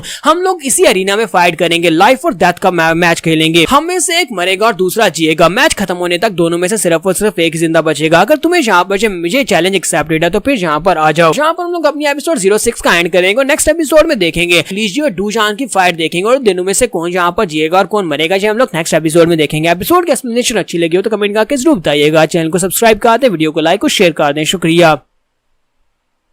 तो गाइस कैसे हैं आप सब लोग, राइज ऑफ एम्परर के एपिसोड 07 के साथ हाजिर हूं। तो लास्ट एपिसोड के एंड पे हमने देखा था कि हमारा हीरो लीजी जो होता है वो डूजान को चैलेंज करता है। वो उसे कहता है कि मैं यहाँ पर इसी अरीना में तुम्हारे साथ लाइफ एंड डेथ बैटल खेलूंगा, क्या तुम यहाँ पर ये बैटल का चैलेंज एक्सेप्ट करोगे। इसी के साथ ही वो दोनों यहाँ पर फाइट करने के लिए रेडी होते हैं। एक तरफ डूजान होता है, दूसरी तरफ हमारा लीजी होता है। डूजान उसे कहता है कि मैं यहाँ पर तुम्हारी इस बात से बिल्कुल भी परवाह नहीं करता कि तुम्हारे पास कल्टीवेशन नहीं है, चाहे तुम्हारे पास कल्टीवेशन ना भी हो, लेकिन आज यहाँ पर तुम मेरे हाथ से मरने वाले हो। तुम्हारी वजह से मेरे भाई ने अपनी जान ली, यानी कि तुम्हारी वजह से वो मरा है, तो यहाँ पर तुम्हें इस बात का बदला चुकाना पड़ेगा। तो मान लीजिए उसे कहता है मुझे मारने की बात तो कई लोग कितनी बार कह चुके हैं, लेकिन उसके बाद क्या हुआ, वो सभी लोग खुद ही मर गए। मुझे लगता है कि तुम्हारे डीमन सेक्टर के सभी लोगों को सिर्फ और सिर्फ लंबी लंबी बातें करना आती है और तुम लोग कुछ भी नहीं कर सकते। और इसी के साथ ही वो सभी डिसाइपल्स जो साथ खड़े होते हैं वो सभी चिल्ला चिल्ला कर उसे कहते हैं डूजान इसे टॉर्चर करके मारना, इसे मार डालो, इसे मार डालो, ये हमारे सेक्टर के कुछ ज्यादा इंसल्ट किया जा रहा है, इसे हमारे सेक्टर के इंसल्ट करने का बदला तो चुकाना पड़ेगा। मास्टर जू भी वहाँ पर सोच रहे होते हैं कि ये लड़का तो यहाँ पर बिल्कुल भी नहीं बचेगा, क्योंकि ये लड़का अब काफी बड़ी मुश्किल में पड़ चुका है। इसी के साथ ही वो कहता है कि चलो शुक्र है कि हमें यहाँ पर इस लड़के का ट्रायल नहीं लेना पड़ेगा, क्योंकि इस लड़के को अगर यहीं पर मर जाएगा तो फिर हमें ट्रायल लेना भी नहीं पड़ेगा और इससे हमारे सेक्टर की इंसल्ट नहीं होगी। इसी तरह से मास्टर मो कहते हैं कि अब यहाँ पर काफी ज्यादा बुरा होने वाला है। मुझे लगता है कि जब ये फाइट शुरू हो जाएगी तो उसके बाद मैं भी यहाँ पर बीच में आकर लीजी को बचा नहीं पाऊंगा। जबकि हमारा हुरैन से कहता है कि मास्टर मो मुझे ऐसा बिल्कुल भी नहीं लगता। अगर मैं यहाँ पर ये बात कहूँ कि हमारा लीजी जो है वो एक प्राउड डिसाइपल नहीं है, तो हाँ ये बात तो ठीक है कि उसके पास कल्टीवेशन नहीं है, ना ही वो कोई प्राउड डिसाइपल है, लेकिन मुझे लगता है कि अगर वो यहाँ पर फाइट कर रहा है, हाथों की फाइट हो या फिर वेपन्स की फाइट हो, तो मुझे लगता है कि वो यहाँ पर जीत सकता है। साथ ही फाइट स्टार्ट हो जाती है तो डूजान अपनी तलवार लेकर बड़ी तेजी के साथ उसके ऊपर अटैक करने के लिए आगे बढ़ता है। जबकि मान लीजिए उसे कहता है कि हाँ ठीक है आ जाओ। मान लीजिए वहाँ पर जब एक स्पेशल स्टैंस में खड़ा होता है तो डूजान आगे बढ़ते हुए सोच रहा होता है कि लड़का इतना भी अमेच्योर नहीं है, यानी कि इसे पता है कि फाइट कैसे की जा सकती है। यहाँ पर इसने एक बहुत बड़ी गलती कर दी, इसका कंधा जो है वो वाइड ओपन है, यानी कि मैं डायरेक्टली उसके ऊपर अटैक कर सकता हूँ। इसी के साथ ही वो सामने की तरफ आगे बढ़ रहा होता है। जब वो आगे बढ़ रहा था अपनी तलवार को हमारे लीजी के कंधे के अंदर दंसा देता है और कहता है कि मैं यहाँ पर इस वीकनेस को बड़ी आसानी से ले सकता हूँ और मैंने इसको ले लिया, तुम्हारा बहुत बहुत शुक्रिया यहाँ पर मुझे ओपन स्पॉट देने के लिए। इसके साथ ही बाकी के सभी लोग जो होते हैं वहाँ पर खुश हो जाते हैं और कहते हैं ब्रदर डूजान तुमने बहुत ज्यादा अच्छा किया, अब इसी तरह इसकी पूरी बॉडी के अंदर अपनी तलवार को दंसा दो ताकि इसे बहुत ज्यादा टॉर्चर किया जा सके और उसके बाद इसको मारना। तो मास्टर मो काफी ज्यादा गुस्सा आ रहे होते हैं। मास्टर मो कहते हैं कि हम लोग यहाँ पर लीजी को मरने नहीं दे सकते, ये हमारी सेक्टर का प्राइम डिसाइपल है, अगर हमारे सेक्टर का प्राइम डिसाइपल यहाँ पर मारा जाता है तो हमारी बहुत ज्यादा इंसल्ट होगी। अगर ये लोग वाकई में इसे मारने वाले होंगे तो मुझे फाइनली यहाँ पर बीच में आना पड़ेगा। जबकि हुरैन उनसे कहता है कि मास्टर आपको परेशान होने की जरूरत नहीं है, मैं आपको एक बात बताता हूँ। और इसी के साथ ही वहाँ पर रात की जो बात हुई थी वो बताता है। रात के वक्त जब वो दोनों वहाँ पर प्रैक्टिस कर रहे होते हैं, स्पार मैच करते हैं, जहाँ पर हमारा लीजी जो होता है वो इनविजिबल ब्लेड टेक्निक को उसके साथ सीखने की कोशिश कर रहा होता है, उसके साथ स्पार कर रहा होता है। तो वहाँ पर एंड के ऊपर तो हुरैन उससे पूछता है कि सीनियर ब्रदर मुझे ये तो बताओ कि मैं यहाँ पर तुम्हारे हाथों से हारा कैसे। इनविजिबल ब्लेड टेक्निक तुमने तो इसको ठीक तरह से मास्टर भी नहीं किया और तुमने यहाँ पर सिर्फ और सिर्फ मेरे मूव्स को कॉपी किया, फिर तुम यहाँ पर मुझसे जीते कैसे।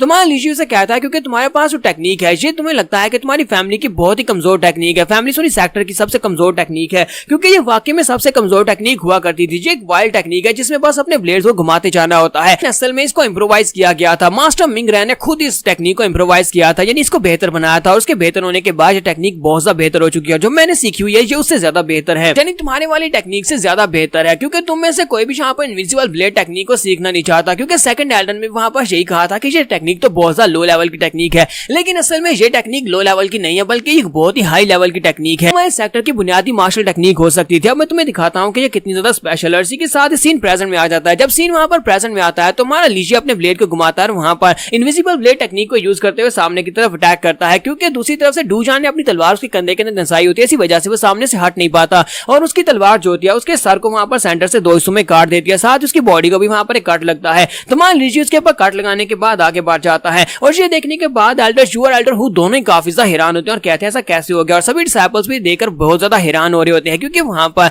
लूजान की बॉडी कटी पटी पड़ी होती है, उसकी बॉडी के टुकड़े टुकड़े हो चुके होते हैं। तो मान लीजिए कहता है कि अब तुम में से कौन आगे आएगा, चलो जल्दी से आ जाओ। तो मास्टर सू बहुत ज्यादा गुस्सा आते हैं, अपनी पावर्स को रिलीज करते हैं, जबकि दूसरी तरफ से मास्टर मो भी अपनी पावर्स को रिलीज कर रहे होता है, क्योंकि किसी वक्त भी उन्हें आगे बढ़ना पड़ सकता है। जबकि हुरैन उसे कहता है कि सीनियर ब्रदर तुम्हें यहाँ पर इतनी क्रुएलिटी करने की जरूरत नहीं थी, यानी कि इतने जालिमाना तरीके से इसकी बॉडी को टुकड़े टुकड़े करने की जरूरत नहीं थी। तो मास्टर जू काफी ज्यादा गुस्सा आते हैं और कहते कहता है कि लड़की तुम्हारी हिम्मत कैसे हुई, हमारे सेक्टर में आकर तुमने हमारे एक डिसाइपल को मार डाला। और वो जल्दी से जंप करते हुए उसके सामने पहुंच जाते हैं। मास्टर हु और मास्टर सू दोनों उसके सामने पहुंच जाते हैं, जबकि दूसरी तरफ से मास्टर मो बड़ी तेजी के साथ हमारे लीची के सामने जाकर खड़े हो जाते हैं और कहते हैं क्या तुम लोग यहाँ पर अपने रूल्स को तोड़ने वाले हो। ये लोग इस वक्त डेथ अरीना में फाइट कर रहे थे। डेथ अरीना में लाइफ और डेथ की बैटल हो रही थी, यानी कि दोनों में से एक को मरना पड़ता, और तुम लोग यहाँ पर बीच में आकर ये क्या बकवास कर रहे हो कि जहाँ पर तुम्हारा डिसाइपल मारा गया, अब तुम्हें यहाँ पर इस बात की क्यों परवाह हो रही है। तो हु से कहते हैं कि हाँ ठीक है, हम लोग इस बात को मानते हैं कि हमारे यहाँ पर रूल्स हैं कि लाइफ एंड डेथ अरीना में हम लोग इंटरवीन नहीं कर सकते, दोनों में से एक बचेगा और एक मरेगा। लेकिन इस लड़के से पूछो कि इतनी से बुरे तरीके से उसे मारने की क्या जरूरत है। इस लड़के ने यहाँ पर हद क्रॉस की है और इसे इसकी सजा तो मिलनी चाहिए। तुम्हें इस बात का बिल्कुल भी डर नहीं है कि सभी डिसाइपल्स एक साथ तुम्हारे पर अटैक कर सकते हैं। और इसी के साथ सभी डिसाइपल्स भी वहाँ पर काफी ज्यादा गुस्सा हो रहे थे, क्योंकि मास्टर हु जानबूझकर सभी डिसाइपल्स को वहाँ पर गुस्सा दिला रहे होते हैं। सभी डिसाइपल्स कहते हैं कि हम इसे मार डालेंगे, इसने ऐसा कैसे किया, हमारे ब्रसीनियर ब्रदर के साथ इसने ऐसा कैसे किया। और इसी के साथ उन्हें ऊपर से आवाज आती है, डीमन किंग ऊपर से उनसे कहता है कि सभी लोग खामोश हो जाओ। थंडर इलेक्ट्रिसिटी दिखाई देती है, वो उन सभी लोगों से कहते हैं कि तुम सभी लोग यहाँ पर ऐसा कैसे कर सकते हो। तो वो लोग कहते हैं जो तुम्हारे ग्रैंड एल्डर हैं। मास्टर हु और मास्टर सू दोनों वहाँ पर उनके सामने घुटने टेक देते हैं और बाकी के सभी डिसाइपल्स भी उसके सामने घुटने टेक देते हैं और कहते हैं ग्रैंड एल्डर प्लीज हमें माफ कर दे। तो ग्रैंड एल्डर उन सब लोगों से कहते हैं कि डूशान जहाँ पर अपनी गलती की वजह से मारा गया, क्योंकि वो बहुत ज्यादा कमजोर था। उसने यहाँ पर खुद इस लड़के को चैलेंज किया था। और लाइफ एंड डेथ अरीना में फाइट का मतलब यही होता है कि एक मरेगा और एक जिंदा रहेगा। तुम लोग यहाँ पर मास्टर ली को कुछ भी नहीं कहोगे, तुम लोग यहाँ पर मास्टर ली को नुकसान नहीं पहुंचाओगे, क्योंकि वो हमारा एक मेहमान और ऊपर से वो एक प्राइम डिसाइपल है एक सेक्टर का, और यहाँ पर शादी के लिए आया है, ट्रायल देने के लिए। इसी वजह से मैं चाहता हूँ कि तुम सभी लोग यहाँ पर उसे मेहमान की तरह ट्रीट करो, जल्दी से उसके ट्रायल को स्टार्ट करो। मैं यहाँ पर क्लींजिंग सेक्टर के लोगों से भी यही कहना चाहूंगा कि जैसे यहाँ पर ट्रायल खत्म हो जाएगा उसके बाद चुपचाप यहाँ से वापस अपने क्लींजिंग सेक्टर में चले जाना और दोबारा यहाँ पर मत आना। तो मान लीजिए उसकी बात सुनने के बाद कहता है कि मुझे भी यहाँ पर तुम्हारी बिल्कुल ही परवाह नहीं है, और जहाँ पर जल्दी से अपने उस बेकार से ट्रायल को स्टार्ट करो। मैं यहाँ पर ज्यादा देर रुकना भी नहीं चाहता, अपने ट्रायल को स्टार्ट करो ताकि हम लोग यहाँ से जा सके। मैं यहाँ पर बहुत ज्यादा बोर हो रहा हूँ, अगर मैं यहाँ पर और ज्यादा बोर हो गया तो फिर मैं अपना एंटरटेनमेंट खुद ही ढूंढ लूंगा और यहाँ पर तुम्हारे और बहुत सारे डिसाइपल्स मरेंगे। मास्टर हु की बात सुनने के बाद कहते हैं लड़के तुम यहाँ पर काफी ज्यादा जख्मी हो, तो तुम्हें यहाँ पर रेस्ट करने की जरूरत है। अगर तुम यहाँ पर रेस्ट नहीं करना चाहते और अभी इसी कंडीशन में यहाँ पर अपने ट्रायल को स्टार्ट करना चाहते हो तो हमें इस बात से कोई फर्क नहीं पड़ता, तो चलो जल्दी से हमारे साथ आ जाओ। इसी के साथ ही मास्टर हु से कहता है कि हम यहाँ पर तुम्हारे 2 टेस्ट लेने वाले हैं। पहला टेस्ट जो होता है, पहला टेस्ट वो क्योटिक हार्ट फॉरेस्ट है। तुम्हें क्योटिक हार्ट के 14 लेवल्स को पार करना होगा। देखते हैं कि तुम कौन से लेवल तक जा पाते हो। तुम इस फॉरेस्ट के लेवल्स को पार कर पाए तभी तुम यहाँ पर इस ट्रायल को पास कर पाओगे। यहीं पर हमें क्योटिक हार्ट फॉरेस्ट के बारे में बताया जाता है। क्योटिक हार्ट फॉरेस्ट जो है इसको स्पेशली उनके जो ग्रैंड मास्टर हुआ करते थे जिनका नाम सेंट वर्चुअस पैरागॉन था, उसने यहाँ पर इस क्योटिक हार्ट फॉरेस्ट को एस्टैब्लिश किया था और यहाँ पर इसके 14 लेवल्स बनाए थे ताकि यहाँ पर डिसाइपल्स की विल पावर को चेक किया जा सके। बहुत सारे डिसाइपल्स यहाँ पर आते हैं अपनी विल पावर को चेक करने के लिए, और इसके 14 लेवल्स और 14 लेवल में जैसे जैसे आप पहले से आगे की तरफ बढ़ते जाते हैं तासे वैसे वैसे इनकी डिफिकल्टी लेवल बढ़ती जाती है। जब आप लोग यहाँ पर इसके ऊपर चलना स्टार्ट करते हैं, पहले स्टेप के ऊपर पहुंचते हैं, इसी के साथ ही वहाँ पर आपको इल्यूशंस दिखाई देना स्टार्ट होती है। पहले लेवल के ऊपर इल्यूशंस बहुत ज्यादा कमजोर होती है, लेकिन आगे जाते जाते इल्यूशंस इतनी ज्यादा स्ट्रॉन्ग हो जाती है कि तुम्हें वहाँ पर बिल्कुल रियलिस्टिक फील होता है। ऐसे लगता है कि जैसे वाकई में वो तुम्हारे पर अटैक कर रही है। वहाँ पर मॉन्स्टर्स, डीमंस और यहाँ तक के तलवारों के साथ भी तुम्हारे पर अटैक किया जाता है। सारे का सारा तुम्हारी विल पावर को चेक करने के लिए होता है। वहाँ पर अपनी विल पावर के साथ वहाँ पर खड़े रह सके और तुम्हें वहाँ पर जितनी भी इल्यूशंस हैं उन सभी इल्यूशन को इल्यूशन समझकर आगे बढ़ते गए, तभी तुम इस टेस्ट को पास कर पाओगे, वरना तुम इस टेस्ट को पास नहीं कर सकते और तुम वहाँ पर उठाकर बाहर फेंक दिए जाते हो। मास्टर हु यहाँ पर माय लीची से कहते हैं कि यहाँ पर आगे की तरफ बढ़ते हुए जिस स्टेप के ऊपर जाकर तुम्हें लगे कि तुम इससे आगे नहीं बढ़ सकते, तुम्हें वहीं पर से क्विट कर देना चाहिए। अगर तुम क्विट कर दोगे तभी तुम बच पाओगे, वरना तुम पागल हो जाओगे अगर तुम वहीं पर खड़े रहे। यहाँ पर हम लोग अपने एपिसोड 07 का एंड करेंगे। एपिसोड की एक्सप्लेनेशन अच्छी लगी हो तो कमेंट करके जरूर बताइएगा। चैनल को सब्सक्राइब कर दे, वीडियो को लाइक और शेयर कर दें। शुक्रिया। राइज ऑफ एम्परर के एपिसोड 08 के साथ हाजिर हो। तो लास्ट एपिसोड के एंड में master who chaotic heart forest के बारे में बताते हैं कि इसके 14 लेवल्स हैं और तुम्हें यहाँ पर आगे बढ़ने के साथ साथ इल्यूशंस काफी ज्यादा स्ट्रॉन्ग होती जाएंगे, और अगर तुम वहाँ पर आगे ना बढ़ पाए तो तुम्हें क्विट करना होगा, वरना तुम पागल हो जाओगे। मास्टर हु से कहता है क्लींजिंग इंसेंस सेक्टर जो है ये भी काफी हजारों साल पुराना सेक्टर है। इसकी वजह से इनकी हिस्ट्री भी काफी ज्यादा पुरानी है और इनकी फेम भी काफी ज्यादा है। इसलिए हम लोग नहीं चाहते कि तुम्हारा प्राइम डिसाइपल जो वहाँ पर अपनी पैंट में सूसू कर दे। इसी वजह से हम लोग चाहते हैं कि अगर तुम वहाँ पर हार मान लेती हो तो जल्दी से वापस आ जाना। मान लीजिए उसकी बात सुनने के बाद कहता है कि अपनी बकवास बंद करो, तुम यहाँ पर कब तक इसी तरह बकवास करते रहोगे, जल्दी से जल्दी यहाँ पर इस टेस्ट को स्टार्ट करो। चलो जल्दी से अपनी प्रिंसेस को बुलाओ ताकि वो मेरे साथ यहाँ पर आकर कम्पीट कर सके। ये बात सुनने के बाद वो लोग काफी ज्यादा गुस्सा हो जाते हैं। मास्टर हु से कहते हैं कि क्या तुम्हें लगता है कि हम लोग यहाँ पर अपनी प्रिंसेस को तुम्हारे साथ कम्पीट करने देंगे? तुम इस लायक नहीं हो कि तुम हमारी प्रिंसेस के साथ यहाँ पर कम्पीट कर सको। अगर तुम्हें यहाँ पर किसी के साथ कम्पीट करना है तो वो मैं हूँ, मैं यहाँ पर तुम्हारे साथ कम्पीट करने वाला हूँ। क्योंकि यहाँ पर ट्रायल में एक तरफ से इनके सेक्टर का बंदा होगा और दूसरी तरफ से क्लींजिंग इंस्टेंस सेक्टर का बंदा होने वाला है। तो तो मान लीजिए उसकी बात सुनने के बाद कहता है कि मुझे लगता है कि तुम्हारा सेक्टर भी काफी ज्यादा फेमस है, लेकिन मुझे नहीं लगता कि मुझे यहाँ पर तुम्हारे जैसे एक बंदे के साथ यहाँ पर कम्पीट करना चाहिए, क्योंकि मैं तो अपने सेक्टर का प्राइम डिसाइपल हूँ, जबकि तुम सिर्फ और सिर्फ एक लो लेवल के प्रोटेक्टर हो। तुम्हें क्या लगता है कि तुम्हारे जैसे गार्डियन के यहाँ पर हारने पर किसी को कोई फर्क पड़ेगा? मुझे तो नहीं लगता कि इससे किसी को कोई फर्क पड़ने वाला है, इसी वजह से मैं तुम्हारे साथ कम्पीट नहीं करूंगा। जबकि मास्टर जू से कहते हैं कि लीजिए, मुझे लगता है कि तुम्हें यहाँ पर अपनी एरोगेंस की कीमत चुकानी पड़ेगी। अब यहाँ पर देखो, मैं यहाँ पर तुम्हारे सामने कैसे इस टेस्ट को पार करता हूँ। सबसे पहले यहाँ पर मैं जाऊंगा और तुम्हें दिखाऊंगा कि मैं कहाँ तक जा पाता हूँ। मैं यहाँ पर 14 लेवल्स में से कम 7 को तो पूरा करूंगा और इसी के साथ वो जाकर पहले के ऊपर पाँव रखता है, जबकि वहाँ पर डीमन सेक्टर के स्टूडेंट्स खड़े होते हैं। एक डीमन सेक्टर का स्टूडेंट दूसरे से कहता है कि देखो तो जरा, हमारा सीनियर ब्रदर, हालांकि ये मुझसे काफी साल छोटा है, लेकिन इसके बावजूद ये मेरा सीनियर ब्रदर है, क्योंकि ये सीनियर ब्रदर है, इसी वजह से मैं इसे सीनियर कहता हूँ। देखो, ये 5वें लेवल तक पहुंच भी गया है। दूसरा लड़का उसे कहता है कि तुमने यहाँ पर मास्टर जू को सीनियर ब्रदर कहा, क्या वाकई में ये तुम्हारा सीनियर ब्रदर है? लेकिन वो तुमसे काफी ज्यादा बड़े दिखते हैं। तो उसका दोस्त उसे कहता है किसी को इस बारे में बताना मत, उसकी एज अभी सिर्फ और सिर्फ 30 साल हुई है, यानी कि वो काफी ज्यादा यंग है और प्रोटेक्टर बन चुका है। उसका लेवल अब काफी ज्यादा हाई हो चुका है, इसी वजह से वो मेरा सीनियर ब्रदर ही है। दूसरा लड़का उसे कहता है तुम्हारे कहने का मतलब यह है कि वो क्या 14 लेवल्स को पूरा कर सकता है? तो वो कहता है कि 14 लेवल्स को पूरा करना तो काफी मुश्किल होगा, लेकिन मुझे लगता है कि वो 8वें लेवल तक पहुंच जाएगा। अभी वो 6 लेवल तक पहुंच चुका है और आगे बढ़ने की कोशिश कर रहा है। साथ ही जैसे वो 6 लेवल के ऊपर पाँव रखता है तो इसी के साथ उसकी बॉडी से काफी ज्यादा ब्लड निकलता है, लेकिन ये सिर्फ और सिर्फ एक इल्यूजन होती है, क्योंकि वहाँ पर मॉन्स्टर्स उसके ऊपर अटैक कर रहे होते हैं। मास्टर जू को वहाँ पर पता होता है कि वो क्या फेस कर रहा है, तो मास्टर जू कहता है क्योटिक हार्ट फॉरेस्ट जो है ये तो बहुत ज्यादा स्ट्रॉन्ग है, जहाँ पर अभी 6 लेवल पर पहुंचा और जहाँ पर 6 लेवल के ऊपर इल्यूजन इतनी ज्यादा स्ट्रॉन्गर है कि मुझे यहाँ पर रियलिटी महसूस हो रही है, मुझे यहाँ पर सच में दर्द महसूस हो रहा है। मैंने यहाँ पर गिव अप कर दिया तो मेरी बहुत ज्यादा इंसल्ट हो जाएगी, मुझे कम से कम यहाँ पर 8वें लेवल तक पहुंचना ही होगा।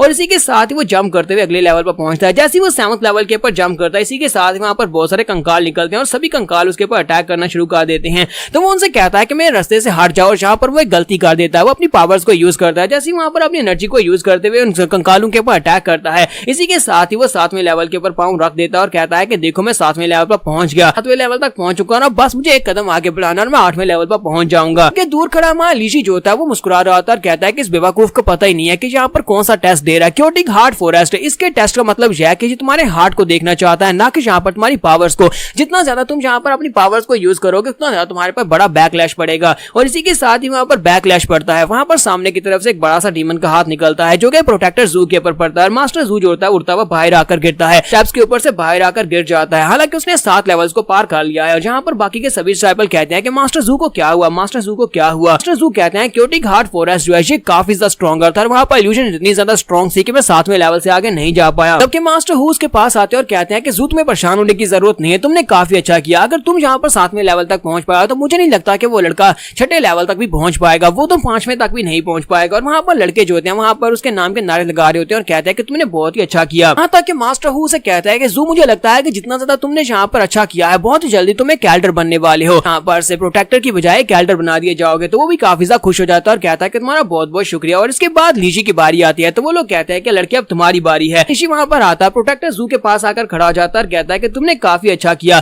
तुम्हारी एज के मुताबिक मुझे लगता है कि तुम्हें कम से कम 9वें लेवल तक तो जाना चाहिए था। इसी के साथ ही वहाँ लीजी उसकी इंसल्ट कर देता है। वो उसे कहता है कि अगर तुम यहाँ पर ऐसी डिटर्मिनेशन के साथ आगे बढ़ते रहे तो मुझे लगता है कि बुढ़े होने तक, जब तुम्हारे बाल सफेद होंगे तब तक तुम ब्रोकन फ्लावर राम तक पहुंच ही जाओगे। वो एक बहुत ही लो लेवल है, यानी कि इसके लेवल से बस एक लेवल ऊपर। बस से जू को काफी ज्यादा गुस्सा आता है। वो गुस्से के साथ से कहता है कमीने कहीं कि तुम्हारी हिम्मत कैसे मेरी इंसल्ट करने की। जबकि मास्टर हु से कहते हैं कि अब बस करो, जहाँ पर उसने अपने ट्रायल को पूरा कर लिया, अब तुम्हारी बारी है। मुझे ये बताओ कि तुम कितनी देर तक यहाँ पर इंतजार करने वाले हो, क्या तुम इस ट्रायल को देने वाले हो या नहीं, या फिर तुम्हें अंदर से बहुत ज्यादा डर लग रहा है। उसकी बात सुनने के बाद हंसना शुरू कर देता है और कहता है कि हाँ वैसे तो मैं पहले वहाँ पर जाना चाहता था, लेकिन मैं पहले इसलिए नहीं गया कि अगर मैं पहले वहाँ पर 14वें लेवल पर पहुंच जाता, तुम्हारा मास्टर जू है ये तो डर के मारे पीछे आता ही नहीं, तो इसकी वजह से तुम्हारी बहुत ज्यादा इंसल्ट हो जाती। जबकि मास्टर जू इस बात से और भी ज्यादा गुस्सा हो जाते हैं और जल्दी से उठकर खड़े होते हैं ताकि उसके ऊपर अटैक कर सके। लेकिन मास्टर हु से कहते हैं कि शांत हो जाओ, तुम यहाँ पर इस लड़के की बातों का गुस्सा मत करो, ये तो इसी तरह बकवास ही कर रहा है, देखना ये तो दूसरे लेवल को भी पार नहीं कर पाएगा। तो मास्टर जू चिल्लाकर उसे कहते हैं कि लड़के तुम सिर्फ और सिर्फ बोल सकते हो, तुम्हारे पास यहाँ पर ऐसा कुछ भी नहीं है जिससे तुम इस लेवल को पार कर सको, लगता नहीं है कि तुम इस ट्रायल को देने के काबिल भी हो। मास्टर जू ने यहाँ पर एक बहुत बड़ी गलती कर दी। वो उसे कहते हैं कि हम लोग यहाँ पर एक बैट लगा लेते हैं, और हमारा लीजी जो था वो तो शायद पहले इसी इंतजार में था। वो उसे कहता है क्यों नहीं, चलो ठीक है हम लोग बैट लगा लेते हैं, बताओ कि तुम क्या बैट करना चाहते हो। तो मास्टर जू से कहते हैं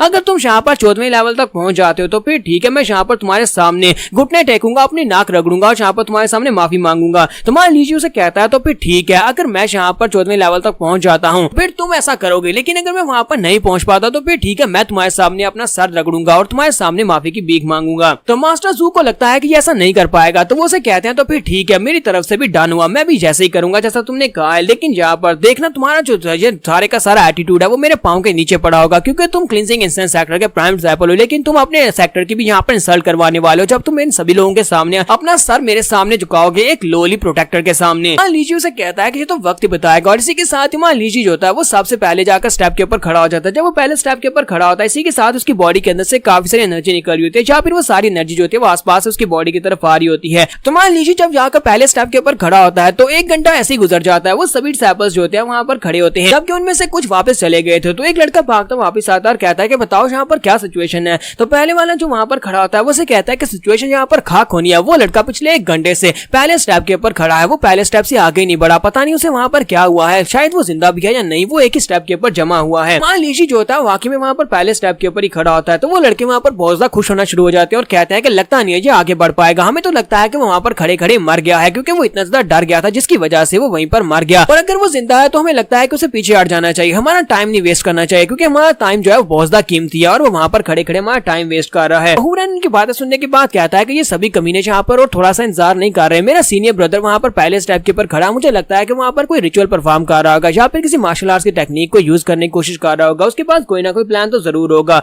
मुझे नहीं लगता कि ब्रदर लीजी यहाँ पर पहले इतनी एरोगेंस से बात कर रहा था और अब यहाँ पर वो सिर्फ और सिर्फ पहले स्टेप के ऊपर पहुंचा और इससे आगे ना पहुंच पाया, ऐसा तो बिल्कुल भी नहीं हो सकता, क्योंकि मुझे इसके ऊपर बहुत ज्यादा भरोसा है। और इसी के साथ हमारे लीजी की तरफ दिखाते हैं कि हमारा लीजी वहां पर खड़ा होता है और उसके आसपास वो सारी की सारी इल्यूजन्स होती हैं, लेकिन उन सभी इल्यूजन्स की तरफ देख भी नहीं रहा होता। और इसी के साथ हमारा लीजी अपनी आंखें खोलता है और इसी के साथ ही वो सेकंड स्टेप के ऊपर खड़ा हो जाता है, साथ ही वो मुस्कुरा रहा होता है। तो वो सभी डिसाइपल्स कहते हैं वो देखो वो आगे की तरफ बढ़ रहा है। तो जब वो दूसरे स्टेप के ऊपर पहुंचता है, इसी के साथ ही वो तीसरे स्टेप की तरफ चल पड़ता है। तो डिसाइपल्स कहते हैं ये क्या, हमें तो लगा था कि वो वहां पर खड़ा खड़ा सो गया है, लेकिन वो तो आगे की तरफ बढ़ना शुरू कर दिया, अब उसने तेजी के साथ आगे बढ़ना शुरू कर दिया, वो तीसरे लेवल की तरफ आगे बढ़ रहा है। तो यहाँ पर हम लोग अपनी एपिसोड 08 का एंड करेंगे। एपिसोड की एक्सप्लेनेशन अच्छी लगी हो तो कमेंट करके जरूर बताइएगा, चैनल को सब्सक्राइब कर दें, वीडियो को लाइक और शेयर कर दें। शुक्रिया।